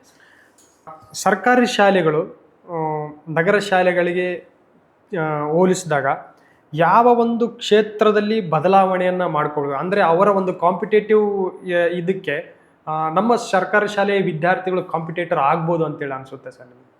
ಇವತ್ತು ತಾವು ಹೇಳಿದ ಹಾಗೆ ನಮ್ಮ ಗ್ರಾಮೀಣ ಭಾಗದಲ್ಲಿರ್ತಕ್ಕಂಥ ವಿದ್ಯಾರ್ಥಿಗಳು ಅಲ್ಲಿರ್ತಕ್ಕಂಥ ಏನು ಈಗಾಗಲೇ ನಮ್ಮ ಪ್ರಾಥಮಿಕ ಮತ್ತು ಮಾಧ್ಯಮಿಕ ಶಿಕ್ಷಣವನ್ನು ಮುಗಿಸಿ ಅವರು ಕಾಲೇಜಿಗೆ ನಗರಕ್ಕೆ ಬರಬೇಕಾಗ್ತದೆ. ಆ ಭಾಗದಿಂದ ಈ ಭಾಗಕ್ಕೆ ಬಂದಂತಹ ಸಂದರ್ಭದಲ್ಲಿ ಆ ನಗರದಲ್ಲಿರ್ತಕ್ಕಂಥ ಶಾಲೆಗಳಲ್ಲಿರ್ತಕ್ಕಂಥ ಏನು ಸೌಲಭ್ಯಗಳನ್ನು ಅರಿತುಕೊಂಡು ಅದಕ್ಕೆ ಹೊಂದಿಕೊಂಡು ಇವತ್ತು ಇಲ್ಲಿಯೂ ಸಹಿತ ಶಿಕ್ಷಕರು ಸಹಿತ ಅತ್ಯಂತ ಪ್ರತಿಭಾವಂತ ಶಿಕ್ಷಕರು ಇದ್ದಾರೆ.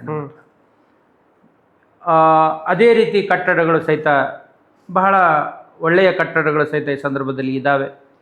ಶಿಕ್ಷಣ ಸಹಿತ ಗುಣಮಟ್ಟದ ಶಿಕ್ಷಣವನ್ನು ಸಹಿತ ಅದು ಗ್ರಾಮೀಣ ಭಾಗ ಆಗಿರ್ಬೋದು ಮತ್ತು ನಮ್ಮ ನಗರ ಭಾಗದಲ್ಲಿ ಸಹಿತ ಆಗಿರ್ಬೋದು, ಕೆಲವೊಂದು ಅಲ್ಪ ಸ್ವಲ್ಪ ವ್ಯತ್ಯಾಸ ಇದ್ದೇ ಇರುತ್ತೆ ಸರ್.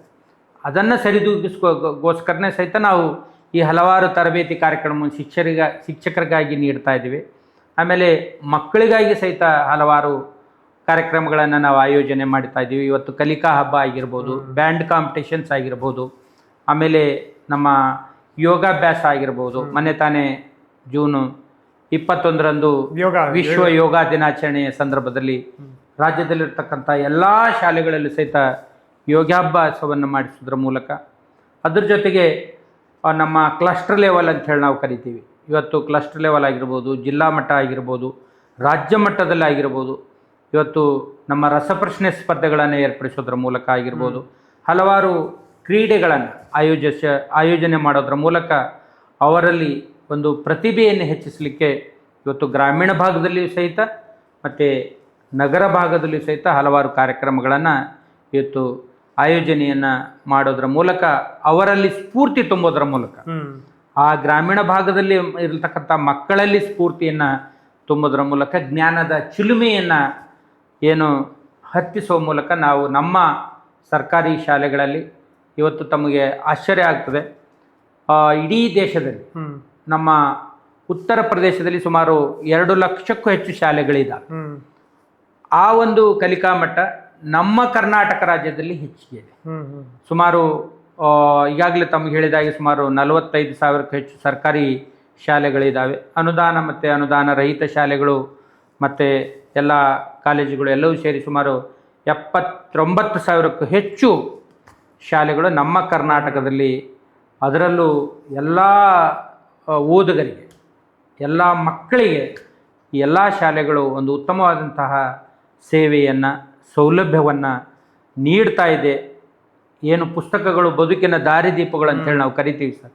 ಈ ಸಂದರ್ಭದಲ್ಲಿ ನಮ್ಮಲ್ಲಿರ್ತಕ್ಕಂಥ ಹಲವಾರು ಕಾರ್ಯಕ್ರಮಗಳು, ಇವತ್ತು ನಲಿ ಕಲಿ ಕಾರ್ಯಕ್ರಮ ಆಗಿರ್ಬೋದು, ಆಮೇಲೆ ಗಣಿತ ಸಂಬಂಧಪಟ್ಟಂತೆ ಕಿಟ್ಗಳನ್ನು ಒದಗಿಸೋದಾಗಿರ್ಬೋದು, ವಿಜ್ಞಾನ ಕಿಟ್ಗಳನ್ನು ಒದಗಿಸೋದಾಗಿರ್ಬೋದು, ಈ ಹಿಂದೆ ಇವೆಲ್ಲವೂ ಸಹಿತ ಕಾರ್ಯಕ್ರಮಗಳು ಇತ್ತು ಸರ್. ಜೊತೆಗೆ ನಮ್ಮ ರಾಷ್ಟ್ರೀಯ ಅರ್ಹತಾ ಚೌಕಟ್ಟು ಅಂತೇಳಿ ನಾವು ಈ ಸಂದರ್ಭದಲ್ಲಿ ಕರಿತೀವಿ.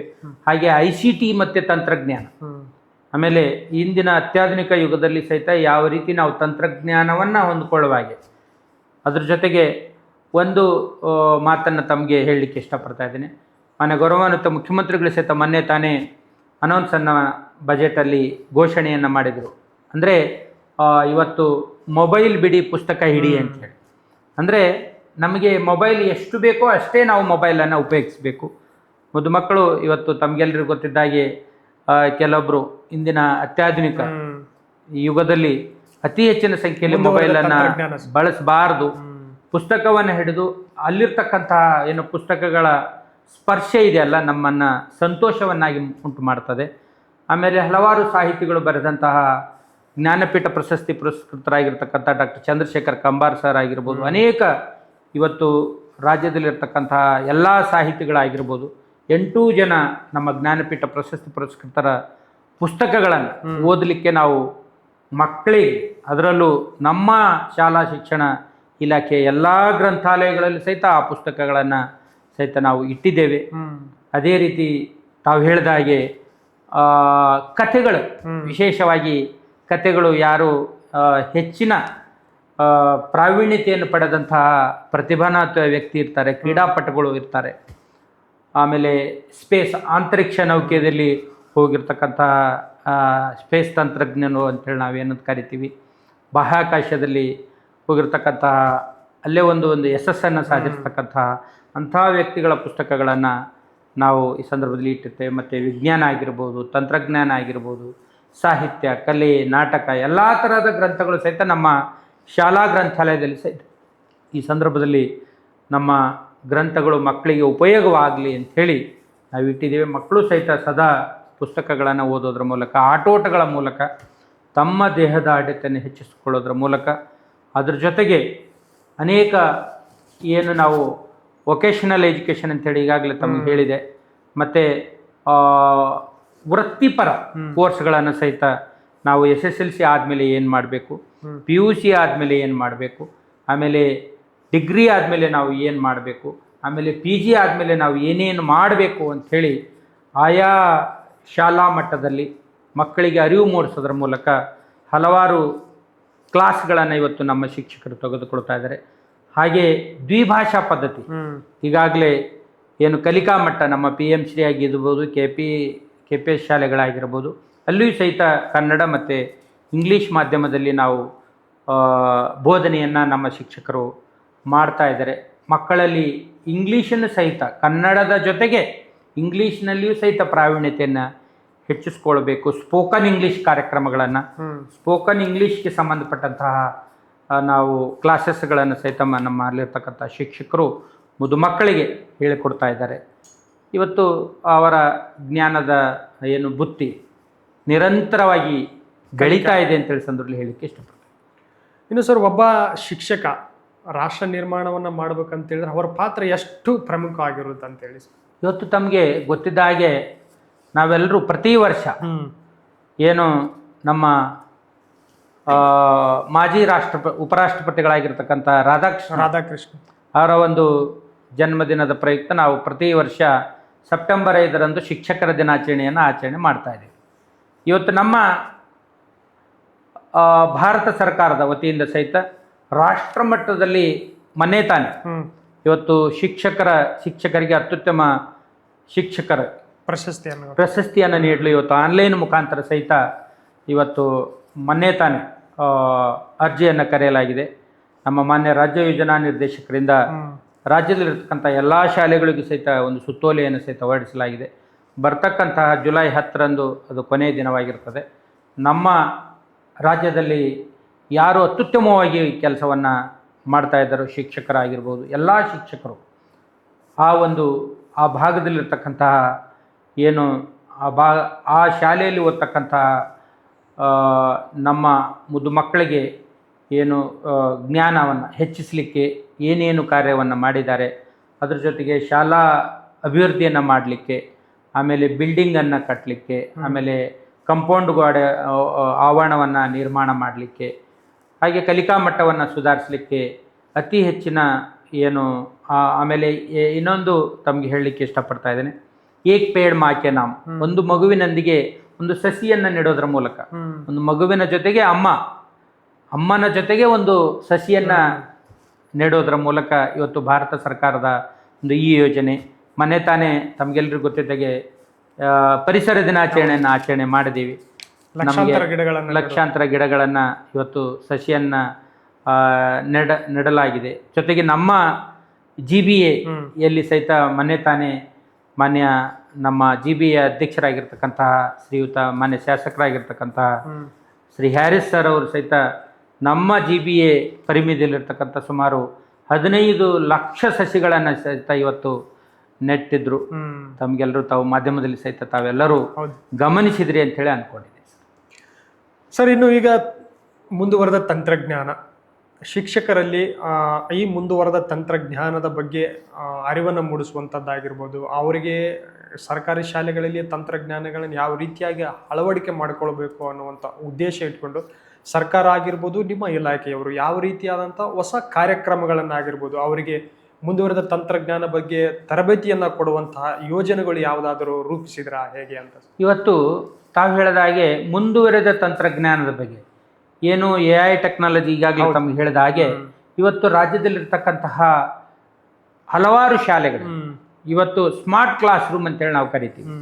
ಅಂದರೆ ಏನು ಒಂದು ಪ್ರೊಜೆಕ್ಟರು ಮತ್ತು ನಮ್ಮ LCD ಪ್ರೊಜೆಕ್ಟರ್ ಆಗಿರಬಹುದು, ಜೊತೆಗೆ ವಿವಿಧ ನಮ್ಮಲ್ಲಿರ್ತಕ್ಕಂತಹ ಪಾಠಗಳು ಅಂದರೆ ಕಲಿಕಾ ಸಾಮರ್ಥ್ಯವನ್ನು ಹೆಚ್ಚಿಸಲಿಕ್ಕೆ, ಆ ತಂತ್ರಜ್ಞಾನವನ್ನು ಬೌದ್ಧಿಕ ಮಟ್ಟವನ್ನು ಹೆಚ್ಚಿಸಲಿಕ್ಕೆ ನಮ್ಮ ಶಾಲಾ ಶಿಕ್ಷಕರಿಗೆ ಆಯಾ ಹಂತಕ್ಕೆ ಅನುಗುಣವಾಗಿ ಏನು ಆವಿಷ್ಕಾರಗಳಾಗ್ತವೆ ಆ ಪಾಠಗಳನ್ನು ನಾವು ಆನ್ಲೈನ್ ಮುಖಾಂತರ ಮಕ್ಕಳಿಗೆ ಒಂದು ಅವರಿಗೆ ತೋರಿಸೋದ್ರ ಮೂಲಕ ಆಗಿರಬಹುದು. ಆಮೇಲೆ ನಮ್ಮ ಶಾಲಾ ಶಿಕ್ಷಕರಿಗೆ ನಾವು ತರಬೇತಿಯನ್ನು ಸಹಿತ ಈ ಸಂದರ್ಭದಲ್ಲಿ ಈಗಾಗಲೇ ನಮ್ಮ ಡೈಟ್ಗಳಿಂದ ಜಿಲ್ಲಾ ಡೈಟ್ಗಳಿಂದ ಸಹಿತ ನಾವು ತರಬೇತಿಯನ್ನು ನೀಡ್ತಾ ಇದ್ದೇವೆ. ಆಮೇಲೆ ನಮ್ಮ ಕಲ್ಯಾಣ ಕರ್ನಾಟಕ ಅಭಿವೃದ್ಧಿ ಮಂಡಳಿ ಅಂಥೇಳಿ ಈಗಾಗಲೇ ಹೇಳಿದೆ. ಆಮೇಲೆ ನಮ್ಮ ಶಾಲಾ ಶಿಕ್ಷಣ ಇಲಾಖೆ ಆಗಿರ್ಬೋದು, ನಮ್ಮ ಸಮಗ್ರ ಶಿಕ್ಷಣ ಕರ್ನಾಟಕದ ವತಿಯಿಂದಲೂ ಸಹಿತ ನಾವು ಮುಂದುವರೆದ ತಂತ್ರಜ್ಞಾನದ ಬಗ್ಗೆ ಹಲವಾರು ತರಬೇತಿಗಳನ್ನು ಏರ್ಪಡಿಸೋದ್ರ ಮೂಲಕ ನಾವು ಪೂರಕವಾಗಿ ಕೆಲಸವನ್ನು ಈ ಸಂದರ್ಭದಲ್ಲಿ ಮಾಡ್ತಾ ಇದ್ದೀವಿ ಸರ್. ಅವ್ರಿಗೆ ವಿಶೇಷ ತರಬೇತಿಗಳೇನೇನಾದ್ರೂ ನೀಡ್ತಾ ಇದ್ದೀವಿ ಸರ್, ನೀಡ್ತಾ ಇದ್ದೀವಿ. ಮರುಸಿಂಚನ ಒಂದು ತರಬೇತಿ ಆಗಿರ್ಬೋದು, ಕಲಿಕಾ ಸಾಮರ್ಥ್ಯ ಒಂದು ಹೆಚ್ಚಿಸಲಿಕ್ಕೆ ನಾವು ತರಬೇತಿ ಆಗಿರ್ಬೋದು, ಮತ್ತು SDMC ಮೂಲಕ ತರಬೇತಿಯನ್ನು ಸಹಿತ ಈ ಸಂದರ್ಭದಲ್ಲಿ ನಾವು ನೀಡ್ತಾ ಇದ್ದೀವಿ. ಹಾಗೆ ನಮ್ಮ ಆಧುನಿಕ ತಂತ್ರಜ್ಞಾನವನ್ನು ಯಾವ ರೀತಿ ಇಂದಿನ ಅತ್ಯಾಧುನಿಕ ಯುಗದಲ್ಲಿ ನಾವು ಮಕ್ಕಳಿಗೆ ಬೋಧನೆ ಮಾಡಬೇಕು ಅಂಥೇಳಿ ನಮ್ಮ RIE ಅಂಥೇಳಿ regional institute of English language ಅಂಥೇಳಿ ನಮ್ಮ ಬೆಂಗಳೂರಿನಲ್ಲಿರ್ತಕ್ಕಂತಹ ಏನು ವಿಶ್ವವಿದ್ಯಾಲಯದ ಆವರಣದಲ್ಲಿ ಸಹಿತ ನಮ್ಮ ಶಾಲಾ ಶಿಕ್ಷಣ ಸಂಸ್ಥೆಯಿಂದಲೂ ಸಹಿತ ಅಲ್ಲಿ ನಮ್ಮ ರಾಜ್ಯದಲ್ಲಿರ್ತಕ್ಕಂಥ ವಿಭಾಗವಾರು ಶಿಕ್ಷಕರಿಗೆ ಈ ಅತ್ಯಾಧುನಿಕ ತಂತ್ರಜ್ಞಾನವನ್ನು ಯಾವ ರೀತಿ ನಾವು ಪ್ರಚುರಪಡಿಸಬೇಕು ಈ ಸಂದರ್ಭದಲ್ಲಿ ನಾವು ಕಾರ್ಯಕ್ರಮಗಳನ್ನು ಹಮ್ಮಿಕೊಳ್ತಾ ಇದ್ದೀವಿ. ತರಬೇತಿಯನ್ನು ಸಹಿತ ಈ ಸಂದರ್ಭದಲ್ಲಿ ನೀಡ್ತಾ ಇದ್ದೀವಿ. ಗ್ರಾಮೀಣ ಪ್ರದೇಶದಲ್ಲಿ ಸರ್ ಡಿಜಿಟಲ್ ಶಿಕ್ಷಣ ಅವಕಾಶಗಳ ಬಗ್ಗೆ ಹೇಳೋದಾದ್ರೆ ಸರ್, ಇವತ್ತು ಗ್ರಾಮೀಣ ಭಾಗದಲ್ಲಿ ಸಹಿತ ಡಿಜಿಟಲ್ ಶಿಕ್ಷಣಕ್ಕೆ ನಾವು ಒತ್ತನ್ನು ಕೊಡ್ತಾ ಇದ್ದೀವಿ. ಇವತ್ತು ಅನೇಕ ಈಗಾಗಲೇ ಹೇಳಿದ ಹಾಗೆ ನಾವು ಲೆಸನ್ ಬೇಸ್ಡ್ ಅಸೆಸ್ಮೆಂಟ್ ಅಂತೇಳಿ ನಾವು ನಿಮಗೆ ಹೇಳಿದ್ದೀವಿ. ಅಂದರೆ ಶಿಕ್ಷಕರು ಆಯಾ ಅಧ್ಯಾಯಕ್ಕೆ ಅನುಗುಣವಾಗಿ, ಆಯಾ ವಿಷಯಕ್ಕೆ ಅನುಗುಣವಾಗಿ ಡಿಜಿಟಲ್ ಶಿಕ್ಷಣವನ್ನು ಸಹಿತ, ಅಂದರೆ ನಮ್ಮ MOE ಅಂತೇಳಿ ನಾವು ಕರಿತೀವಿ, ಭಾರತ ಸರ್ಕಾರದ ಶಿಕ್ಷಣ ಮಂತ್ರಾಲಯದಿಂದ ಏನು ಹೊರಡಿಸ್ತಕ್ಕಂತಹ ಹೊಸ ನಮ್ಮ ಆಯಾ ಪುಸ್ತಕದ ಆಯಾ ವಿಷಯಕ್ಕೆ ಸಂಬಂಧಪಟ್ಟಂಥ ಡಿಜಿಟಲ್ ತಂತ್ರಜ್ಞಾನ, ಡಿಜಿಟಲ್ಗೆ ಸಂಬಂಧಪಟ್ಟಂಥ ಏನು ನಾವು ಏನು ಪೆನ್ಡ್ರೈವ್ ಮೂಲಕ ಮತ್ತು CD ಮೂಲಕ, DVD ಮೂಲಕ, ಹಾಗೆ LCD ಪ್ರೊಜೆಕ್ಟರ್ ಮೂಲಕ, ಸ್ಮಾರ್ಟ್ ಕ್ಲಾಸ್ ರೂಮ್ ಮೂಲಕ ಮತ್ತು ಇಂಟರ್ನೆಟ್ ಮೂಲಕ ಇವೆಲ್ಲವೂ ಸಹಿತ ನಾವು ಅಳವಡಿಸೋದ್ರ ಮೂಲಕ ಡಿಜಿಟಲ್ ಶಿಕ್ಷಣಕ್ಕೆ ಸಹಿತ ನಾವು ಒತ್ತು ನೀಡುತ್ತಾ ಇದ್ದೀವಿ ಅಂತೇಳಿ ಸಂದರ್ಭದಲ್ಲಿ ಹೇಳಲಿಕ್ಕೆ ಇಷ್ಟಪಡ್ತಾ ಇದ್ದೀನಿ. ಮತ್ತು ನಮ್ಮ ಸಾರ್ವಜನಿಕ ಶಿಕ್ಷಣ ಇಲಾಖೆ ವೆಬ್ಸೈಟ್ನಲ್ಲಾಗಿರ್ಬೋದು ಮತ್ತು ನಮ್ಮ ಸಮಗ್ರ ಶಿಕ್ಷಣ ಕರ್ನಾಟಕದ ವೆಬ್ಸೈಟ್ ಆಗಿರಬಹುದು, ಅಲ್ಲಿಯೂ ಸಹಿತ ಏನು ನಮ್ಮ ಸಮಗ್ರ ಶಿಕ್ಷಣ ಕರ್ನಾಟಕದ ವತಿಯಿಂದ ಅನೇಕ ಸುತ್ತೋಲೆಗಳಾಗಿರ್ಬೋದು, ಆದೇಶಗಳನ್ನಾಗಿರ್ಬೋದು, ಇವತ್ತು ನಮ್ಮ ವೆಬ್ಸೈಟಲ್ಲಿ ಸಹಿತ ಇವತ್ತು ಹೊಸ ಏನು ಡಿಜಿಟಲ್ ಶಿಕ್ಷಣಕ್ಕೆ ಸಂಬಂಧಪಟ್ಟಂತೆ ಸುತ್ತೋಲೆಗಳನ್ನು, ಆದೇಶಗಳನ್ನು ಮಾಡ್ತೀವಿ. ಅವು ಸಹಿತ ಲಭ್ಯ ಇದ್ದಾವೆ. ನಮ್ಮ ಶಾಲೆಯ ಎಲ್ಲ ಶಿಕ್ಷಕರಾಗಿರ್ಬೋದು ಮತ್ತು ಮುದ್ದು ಮಕ್ಕಳಿಗೆ ಆಗಿರ್ಬೋದು, ಅಲ್ಲಿರ್ತಕ್ಕಂತಹ ಏನು ಹೊಸ ಆದೇಶಗಳನ್ನು, ಹೊಸ ಸುತ್ತೋಲೆಗಳನ್ನು ಸಹಿತ ಅವರೆಲ್ಲರೂ ಗಮನಿಸ್ಬೋದು ಅಂಥೇಳಿ ನಾನು ಹೇಳಕ್ಕೆ ಇಷ್ಟಪಡ್ತೀನಿ. ಇನ್ನು ಸರ್, ಮುಂದುವರೆದ ತಂತ್ರಜ್ಞಾನ ಅನ್ನುವಂಥದ್ದು ಇಡೀ ಜಗತ್ತಿಗೆ ಒಂದು ಅಸ್ತ್ರ ಆಗಿದೆ. ಈಗಿರುವಾಗ ಶಿಕ್ಷಕರಿಗಾಗಿರ್ಬೋದು, ವಿದ್ಯಾರ್ಥಿಗಳಲ್ಲಿ ಇದರ ಒಂದು ಟೆಕ್ನಾಲಜಿ ಬಗ್ಗೆ ಯಾವ ರೀತಿಯಾಗಿ ನೀವು ತಿಳಿಸ್ಕೊಡ್ತಾ ಇದ್ದೀರಾ ಅಂತ ಇವತ್ತು ತಮ್ಗೆ ಆಶ್ಚರ್ಯ ಆಗ್ತದೆ. ನಮ್ಮ ಕರ್ನಾಟಕದಲ್ಲಿ ಇಡೀ ದೇಶದಲ್ಲಿಯೇ ಪ್ರಪ್ರಥಮ ಬಾರಿಗೆ ನಮ್ಮ ಕರ್ನಾಟಕ ರಾಜ್ಯ ಸರ್ಕಾರಿ ನೌಕರರಿಗೆ ಕರ್ತವ್ಯ ಅಂಥೇಳಿ ಆ್ಯಪ್ ಇವತ್ತು ತಮಗೆಲ್ಲರೂ ಬಂದಿದೆ ಸರ್. ಅಂದರೆ ನಮ್ಮಲ್ಲಿರ್ತಕ್ಕಂತಹ ಎಲ್ಲ ಸರ್ಕಾರಿ ನೌಕರರು AI ತಂತ್ರಜ್ಞಾನದೊಂದಿಗೆ ಇವತ್ತು ಫೇಶಿಯಲ್ ರಿಕಗ್ನೇಷನ್ ಮತ್ತು ಜಿಯೋಗ್ರಾಫಿಕಲ್ ರಿಕಗ್ನೇಷನ್ ಅಂತೇಳಿ ನಾವು ಕರಿತೀವಿ. ಜಿಯೋ ಟ್ಯಾಗ್ ಮಾಡೋದ್ರ ಮೂಲಕ ನಮ್ಮ ಕಚೇರಿಯಲ್ಲಿರ್ತದೆ ಆ ಜಿಯೋಗ್ರಫಿಕಲನ್ನು ಗುರುತಿಸೋದ್ರ ಮೂಲಕ ಮತ್ತು ನಮ್ಮ ಫೇಶಿಯಲನ್ನು ರಿಕಗ್ನಿಷನ್ ಮಾಡೋದ್ರ ಮೂಲಕ ಆ ಕಚೇರಿಯ ಸುತ್ತಮುತ್ತಲನ್ನು 200 ಮೀಟರ್ ಒಳಗಡೆನೆ ನಮಗೆ ನಾವು ಅಟೆಂಡೆನ್ಸನ್ನು ಹಾಕ್ಬೋದು. ಜಸ್ಟ್ ನಾವು ನಮ್ಮ KGAD ಮೂಲಕ ನೋಂದಣಿಯನ್ನು ಮಾಡಿಕೊಂಡು ಆ ಕರ್ತವ್ಯ ಆ್ಯಪ್ನಲ್ಲಿ ಸಹಿತ ನಾವು ಅಟೆಂಡೆನ್ಸನ್ನು AI ಟೆಕ್ನಾಲಜಿ ಬಳಸೋದ್ರ ಮೂಲಕ ಅಟೆಂಡೆನ್ಸನ್ನು ಹಾಕ್ಬೋದು. ಜೊತೆಗೆ ನಾವು ಲೀವ್ ಹಾಕಬೇಕಾದ್ರೂ ಸಹಿತ ಅದರಲ್ಲಿ ತೋರಿಸುತ್ತದೆ, ಓಡಿ ಹಾಕಬೇಕಾದ್ರೂ ಸಹಿತ ಅದರಲ್ಲಿ ತೋರಿಸುತ್ತದೆ. ಇನ್ನೂ ಮುಂದುವರೆದು ನಮ್ಮ ಸರ್ಕಾರದ ಮಾನ್ಯ ಅಪರ ಮುಖ್ಯ ಕಾರ್ಯದರ್ಶಿಗಳ ಅವರ ಒಂದು ಪ್ರಯತ್ನದ ಫಲವಾಗಿ ಇವತ್ತು ಅದ್ರ ಜೊತೆಗೆ ನಮ್ಮ ಮಾನ್ಯ ರಾಜ್ಯ ಯೋಜನಾ ನಿರ್ದೇಶಕರ ಒಂದು ಮಾರ್ಗದರ್ಶನ ಮತ್ತು ಅವರ ಸಲಹೆಯ ಮೇರೆಗೆ, ಹಾಗೆ ಮಾನ್ಯ ಆಯುಕ್ತರು ಸಾರ್ವಜನಿಕ ಶಿಕ್ಷಣ ಇಲಾಖೆ ಅವರ ಒಂದು ಮಾರ್ಗದರ್ಶನ ಮತ್ತು ಸಲಹೆಯ ಮೇರೆಗೆ ಇವತ್ತು ರಾಜ್ಯದಲ್ಲಿರ್ತಕ್ಕಂತಹ ಎಲ್ಲ ವಿದ್ಯಾರ್ಥಿಗಳಿಗೆ ಇವತ್ತು ಫೇಶಿಯಲ್ ರಿಕಗ್ನೇಷನ್, AI ಟೆಕ್ನಾಲಜಿ ಮೂಲಕ ಫೇಶಿಯಲ್ ರಿಕಗ್ನೇಷನ್ ಅಂದರೆ ಅಲ್ಲಿರ್ತಕ್ಕಂತಹ ಎಷ್ಟು ಜನ ಇವತ್ತು ಮಕ್ಕಳು ಬಂದಿದ್ದಾರೆ ನಮ್ಮ ಶಾಲೆಗೆ ಅಂಥೇಳಿ ಆ ಒಂದು AI ಟೆಕ್ನಾಲಜಿ ಮೂಲಕವೇ ಸಹಿತ ನಾವು ಅಲ್ಲಿರ್ತಕ್ಕಂಥ ಪ್ರತಿದಿನವೂ ಸಹಿತ ಅಟೆಂಡೆನ್ಸನ್ನು ನಾವು ತೆಗೆದುಕೊಳ್ತೀವಲ್ಲ. ಇವತ್ತು ಬಯೋಮೆಟ್ರಿಕ್ ಮೊದಲಿತ್ತು, ಈಗ ನಮಗೆ ಕರ್ತವ್ಯ ಆ್ಯಪ್ ಬಂತು.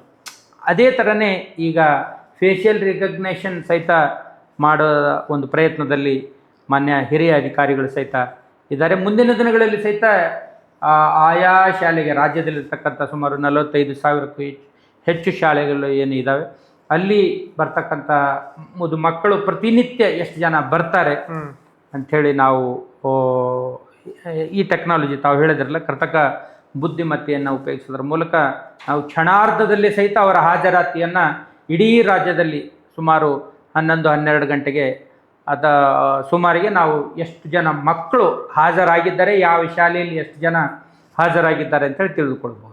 ಅಂದರೆ ಸರ್ಕಾರಿ ಶಾಲೆಯಲ್ಲಿಯೂ ಕೂಡ ನಾವು AI ಟೆಕ್ನಾಲಜಿಯನ್ನು ಉನ್ನತ ಮಟ್ಟ ಅಳವಡಿಸ್ತೀವಿ ಸರ್. ಈಗಾಗಲೇ ಸ್ಮಾರ್ಟ್ ಕ್ಲಾಸ್ ರೂಮ್ ಮೂಲಕ ನಮ್ಮ ಸೈನ್ಸ್ ವಿಷಯಗಳ ಬಗ್ಗೆ ಆಗಿರ್ಬೋದು, ಬೇರೆ ಬೇರೆ ವಿಷಯಗಳ ಬಗ್ಗೆ ಸಹಿತ ನಮಗೆ ಅವರಿಗೆ ಮಕ್ಕಳಿಗೆ ವಿಡಿಯೋಗಳನ್ನು ತೋರಿಸೋದ್ರ ಮೂಲಕ ಇದ್ರ ಬಗ್ಗೆ ಆಗಿರ್ಬೋದು, ಬೇರೆ ಬೇರೆ ಏನು ತರಗತಿಗೆ ಸಂಬಂಧಪಟ್ಟಂತೆ ಆಯಾ ತರಗತಿಯಲ್ಲಿ ಲಭ್ಯ ಇರುವ ಗದ್ಯಗಳ ಏನು ಪಾಠಗಳಿದ್ದಾವೆ ಅದಕ್ಕೆ ಸಮಯೋಚಿತವಾಗಿ ಅವರಿಗೆ ವಿಡಿಯೋಗಳನ್ನು ತೋರಿಸೋದ್ರ ಮೂಲಕ, ಉದಾಹರಣೆಗಾಗಿ ಅರಣ್ಯ, ಪರಿಸರ, ಆಮೇಲೆ ವಿಜ್ಞಾನ, ತಂತ್ರಜ್ಞಾನ ಅವೆಲ್ಲವೂ ಸಹಿತ ನಮ್ಮ ಎಲ್ಲ ಸರ್ಕಾರಿ ಶಾಲೆಗಳಲ್ಲಿ ಲಭ್ಯ ಇದೆ ಅಂತ ಹೇಳಿ ಇಷ್ಟಪಡ್ತೀನಿ. ಇನ್ನು ಸರ್ ನಾನು ಆಗಲೇ ಕೇಳಿದ್ದೀನಿ, ಕಲ್ಯಾಣ ಕರ್ನಾಟಕ ಭಾಗಕ್ಕೆ ಬಂದಾಗ ಇಲ್ಲಿ 7 ಜಿಲ್ಲೆಗಳನ್ನು ಒಳಗೊಂಡಿರುವಂತಹ ಪ್ರದೇಶ, ಈ ಹಿಂದುಳಿದ ಪ್ರದೇಶದಲ್ಲಿ ಶೈಕ್ಷಣಿಕವಾಗಿ ಅಭಿವೃದ್ಧಿಗೊಳಿಸೋದಕ್ಕೋಸ್ಕರ ಶೈಕ್ಷಣಿಕವಾಗಿ ಅವಕಾಶಗಳನ್ನು ದೊರಕಿಸ್ಕೊಳ್ಳೋದಕ್ಕೋಸ್ಕರ ಯಾವ ರೀತಿಯಾದಂಥ ವಿಶೇಷ ಕಾಳಜಿ ಸರ್ಕಾರ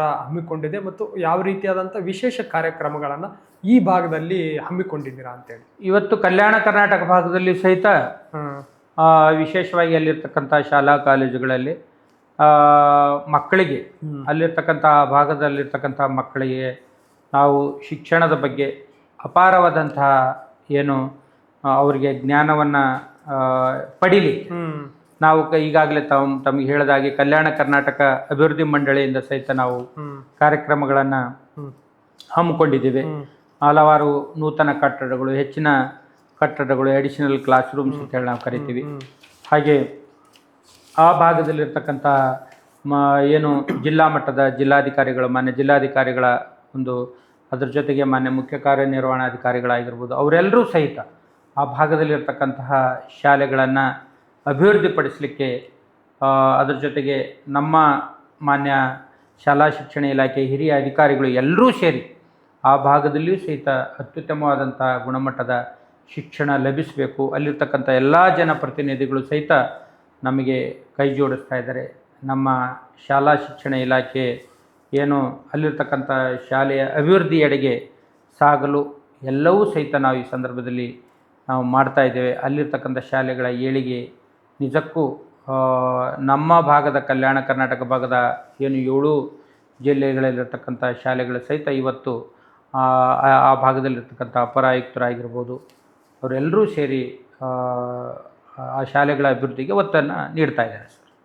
ಪ್ರಸ್ತುತವಾಗಿ ಕರ್ನಾಟಕ ರಾಜ್ಯದಲ್ಲಿ ಸಾಕಷ್ಟು ಕನ್ನಡ ಮಾಧ್ಯಮ ಶಾಲೆಗಳಿದ್ದಾವೆ ಸರ್. ಈ ಸಂದರ್ಭದಲ್ಲಿ ಭವಿಷ್ಯದಲ್ಲಿ ಕನ್ನಡ ಮಾಧ್ಯಮ ಶಾಲೆಗಳನ್ನು ಬೆಳೆಸುವುದಕ್ಕೋಸ್ಕರವಾಗಿ ಸರ್ಕಾರ ಆಗಿರ್ಬೋದು, ಆಮೇಲೆ ಇಲಾಖೆಗಳು ಯಾವ ರೀತಿಯಾದಂತಹ ಕಾರ್ಯಕ್ರಮಗಳನ್ನು ರೂಪಿಸ್ಕೊಂಡಿದೆ ಅಂತ? ಇವತ್ತು ತಾವು ಹೇಳಿದಾಗೆ ಸರ್, ನಮ್ಮ ರಾಜ್ಯದಲ್ಲಿ ಕನ್ನಡ ಮಾಧ್ಯಮದ ಶಾಲೆಗಳು ಜೊತೆಗೆ ಇಂಗ್ಲೀಷ್ ಮಾಧ್ಯಮದ ಶಾಲೆಗಳು ಸಹಿತ ಕಾರ್ಯನಿರ್ವಹಿಸ್ತಾ ಇದ್ದಾವೆ. ಜೊತೆಗೆ ಕರ್ನಾಟಕದಲ್ಲಿ ಕನ್ನಡಕ್ಕೆ ಹೆಚ್ಚಿನ ಒತ್ತನ್ನು ನಾವು ಕೊಡಬೇಕಾಗ್ತದೆ. ಯಾಕಂದರೆ ಮುಖ್ಯವಾಗಿ ನಮ್ಮ ಮಾತೃಭಾಷೆನೇ ಕನ್ನಡ. ಆ ನಿಟ್ಟಿನಲ್ಲಿ ನಮ್ಮಲ್ಲಿ ಕನ್ನಡ ನಾಡು ನುಡಿ ಜಲ ಸಂರಕ್ಷಣೆಗಾಗಿ ನೀವೆಲ್ಲರೂ ಸಹಿತ ಕಾರ್ಯೋನ್ಮುಖರಾಗಬೇಕಾಗ್ತದೆ. ಅನೇಕ ಕನ್ನಡ ಪರ ಸಂಘಗಳಾಗಿರ್ಬೋದು, ಕನ್ನಡ ಪರ ಸಾಹಿತಿಗಳಾಗಿರ್ಬೋದು, ಕನ್ನಡ ಪರ ಅನೇಕ ಅಧಿಕಾರಿ ವೃಂದ ಆಗಿರ್ಬೋದು, ಸಿಬ್ಬಂದಿ ವೃಂದ ಆಗಿರ್ಬೋದು. ಇವತ್ತು ಮುಖ್ಯವಾಗಿ ಕರ್ನಾಟಕ ರಾಜ್ಯದಲ್ಲಿ ಕನ್ನಡಕ್ಕೆ ಪ್ರಮುಖ ಆದ್ಯತೆ, ತದನಂತರ ನಾವು ಇಂಗ್ಲೀಷ್ ಮಾಧ್ಯಮ. ಇವತ್ತು ಉನ್ನತ ಶಿಕ್ಷಣವನ್ನು ಪಡೆತಕ್ಕಂತಹ ಏನು ವಿದ್ಯಾರ್ಥಿಗಳಿದ್ದಾರೆ. ಕನ್ನಡದ ಜೊತೆಗೆ ಇಂಗ್ಲೀಷ್ ಸಹಿತ ನಮಗೆ ಬೇಕಾಗಿದೆ. ಅದ್ರ ಜೊತೆಗೆ ಕರ್ನಾಟಕದಲ್ಲಿ ಮಾತ್ರ ಕನ್ನಡ ಬೇಕೇ ಬೇಕು. ಇಂಗ್ಲೀಷ್ ಸಹಿತ ನಮಗೆ ಅನಿವಾರ್ಯ. ಯಾಕಂದರೆ ನಾವು ಬೇರೆ ದೇಶಕ್ಕೆ ಹೋಗಿದಂಥ ಸಂದರ್ಭದಲ್ಲಿ ಇಂಗ್ಲೀಷ್ ಭಾಷೆಗೆ ಪ್ರಾಶಸ್ತ್ಯ ಇದ್ದೇ ಇರ್ತದೆ. ಜೊತೆಗೆ ಆಯಾ ಪ್ರಾಂತ್ಯಕ್ಕೆ ಅನುಗುಣವಾಗಿ ಇವತ್ತು ಬೇರೆ ಬೇರೆ ಏಷ್ಯಾ ಕಂಟ್ರೀಸ್ ಅಂತ ಹೇಳಿ ನಾವು ಕರಿತೀವಿ. ಸೌತ್ ಏಷ್ಯಾ ಕಂಟ್ರೀಸ್ ಆಗಿರ್ಬೋದು, ಬೇರೆ ಬೇರೆ ಅಮೇರಿಕಾ ಆಗಿರ್ಬೋದು, ಬೇರೆ ಬೇರೆ ದೇಶಗಳಲ್ಲಿ ಸಹಿತ ಆಯಾ ಒಂದು ಪ್ರಾಂತ್ಯಕ್ಕೆ ಅನುಗುಣವಾಗಿ ಭಾಷೆಯ ವೈವಿಧ್ಯತೆಗೆ ಅನುಗುಣವಾಗಿ ಆಯಾ ಜನಾಂಗಕ್ಕೆ ಅನುಗುಣವಾಗಿ ನಾವು ಮಾತನಾಡಬೇಕಾಗುತ್ತದೆ. This is a communication skill. ಇದನ್ನು ನಾವು ಒಂದು ಕಮ್ಯುನಿಕೇಷನ್ ಸ್ಕಿಲ್ ಅಂತ ಹೇಳಿ ನಾವು ಕರಿತೀವಿ. ಅದು ಮಾತನಾಡುವುದು ಯಾವುದೇ ಭಾಷೆ ಇದ್ದರೂ ಸಹಿತ ನಾವು ಕರ್ನಾಟಕದಲ್ಲಿ ಇದ್ದುಕೊಂಡು ಕನ್ನಡಕ್ಕೆ ಹೆಚ್ಚಿನ ಆದ್ಯತೆ ನೀಡಬೇಕು ಅಂತೇಳಿ ನನ್ನ ವೈಯಕ್ತಿಕ ಅಭಿಪ್ರಾಯ. ಒಂದು ಶಿಕ್ಷಣ ವ್ಯವಸ್ಥೆಯಲ್ಲಿ ಸರ್, ಪೋಷಕರಾಗಿರ್ಬೋದು, ವಿದ್ಯಾರ್ಥಿಗಳಾಗಿರ್ಬೋದು, ಶಿಕ್ಷಕರಾಗಿರ್ಬೋದು, ಇವರ ಎಲ್ಲ ಒಂದು ಮ್ಯೂಚುವಲ್ ಅಂಡರ್ಸ್ಟ್ಯಾಂಡಿಂದ ವಿದ್ಯಾರ್ಥಿಯ ಭವಿಷ್ಯತ್ತನ್ನು, ಶಿಕ್ಷಣದ ಒಂದು ಭವಿಷ್ಯತ್ತನ್ನು ನಿರ್ಧರಿಸಬಹುದು. ಹೌದು, ಅವರ ಒಂದು ಬೆಳವಣಿಗೆ. ಹೌದು. ಹಾಗಿದ್ದಾಗ ಸರ್ಕಾರಿ ಶಾಲೆಗಳಲ್ಲಿ ಪೋಷಕರ ಮತ್ತು ಶಿಕ್ಷಕರ ನಡುವೆ ಇರುವಂತಹ ಒಂದು ಬಾಂಧವ್ಯ ಎಷ್ಟು ಗಟ್ಟಿಯಾಗಿರ್ಬೇಕು, ಅವರ ಒಂದು ಮ್ಯೂಚುವಲ್ ಅಂಡರ್ಸ್ಟ್ಯಾಂಡಿಂಗ್ ಹೆಂಗಿರ್ಬೇಕು ಅಂತೇಳಿ? ಸರ್, ತಾವು ಹೇಳಿದ ಹಾಗೆ ಇವತ್ತು ಪಾಲಕರು ಮತ್ತು ಪೋಷಕರು ಜೊತೆಗೆ ಶಿಕ್ಷಕರು ಅವಿನಾಭಾವ ಸಂಬಂಧವನ್ನು ಇಟ್ಕೊಳ್ಬೇಕು.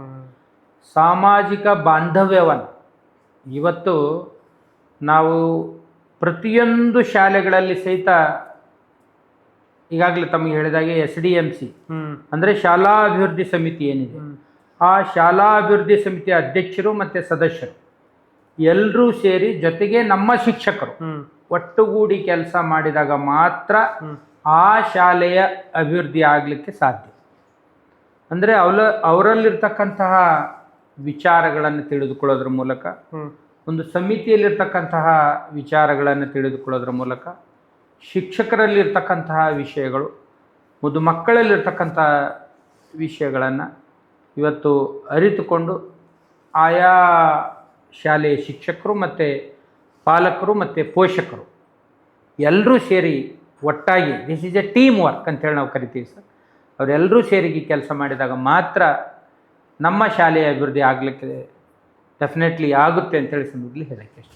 ಸರ್ಕಾರದ ಯಾವ ಹೊಸ ಯೋಜನೆಗಳು ಬಂದಾಗ ಶಿಕ್ಷಕರ ಪಾತ್ರ ಭಾಳ ಪ್ರಾಮುಖ್ಯವಾಗಿರುತ್ತೆ. ಹೌದು ಸರ್. ಹಾಗಿದ್ದಾಗ ನೀವು ಶೈಕ್ಷಣಿಕ ಒಂದು ಡಿಪಾರ್ಟ್ಮೆಂಟಲ್ಲಿ ಇರೋದ್ರಿಂದ ನಾನು ನಿಮ್ಗೆ ಹೇಳ್ತಾ ಇದ್ದೀನಿ, ಶಿಕ್ಷಕರಾಗಿ ಜನಗಣತಿ ಆದರೆ ಶಿಕ್ಷಕರನ್ನು ಆಯ್ಕೆ ಮಾಡ್ಕೊಳ್ಳುವಂಥದ್ದಾಗಿರ್ಬೋದು. ಆಮೇಲೆ ಈಗ ಹೊಸದಾಗಿ ಸರ್ ಅನ್ನುವಂಥ ಒಂದು SIR ಅನ್ನುವಂಥದ್ದಾಗಿರ್ಬೋದು, ಅಲ್ಲಿ ಶಿಕ್ಷಕರನ್ನು ನೇಮಕಗೊಳಿಸುವಂಥದ್ದು, ಹಲವಾರು ಜಾತಿ ಜನಗಣತಿಗೆ ಶಿಕ್ಷಕರನ್ನು ನೇಮಕಗೊಳಿಸುವಂಥದ್ದಾಗಿರ್ಬೋದು.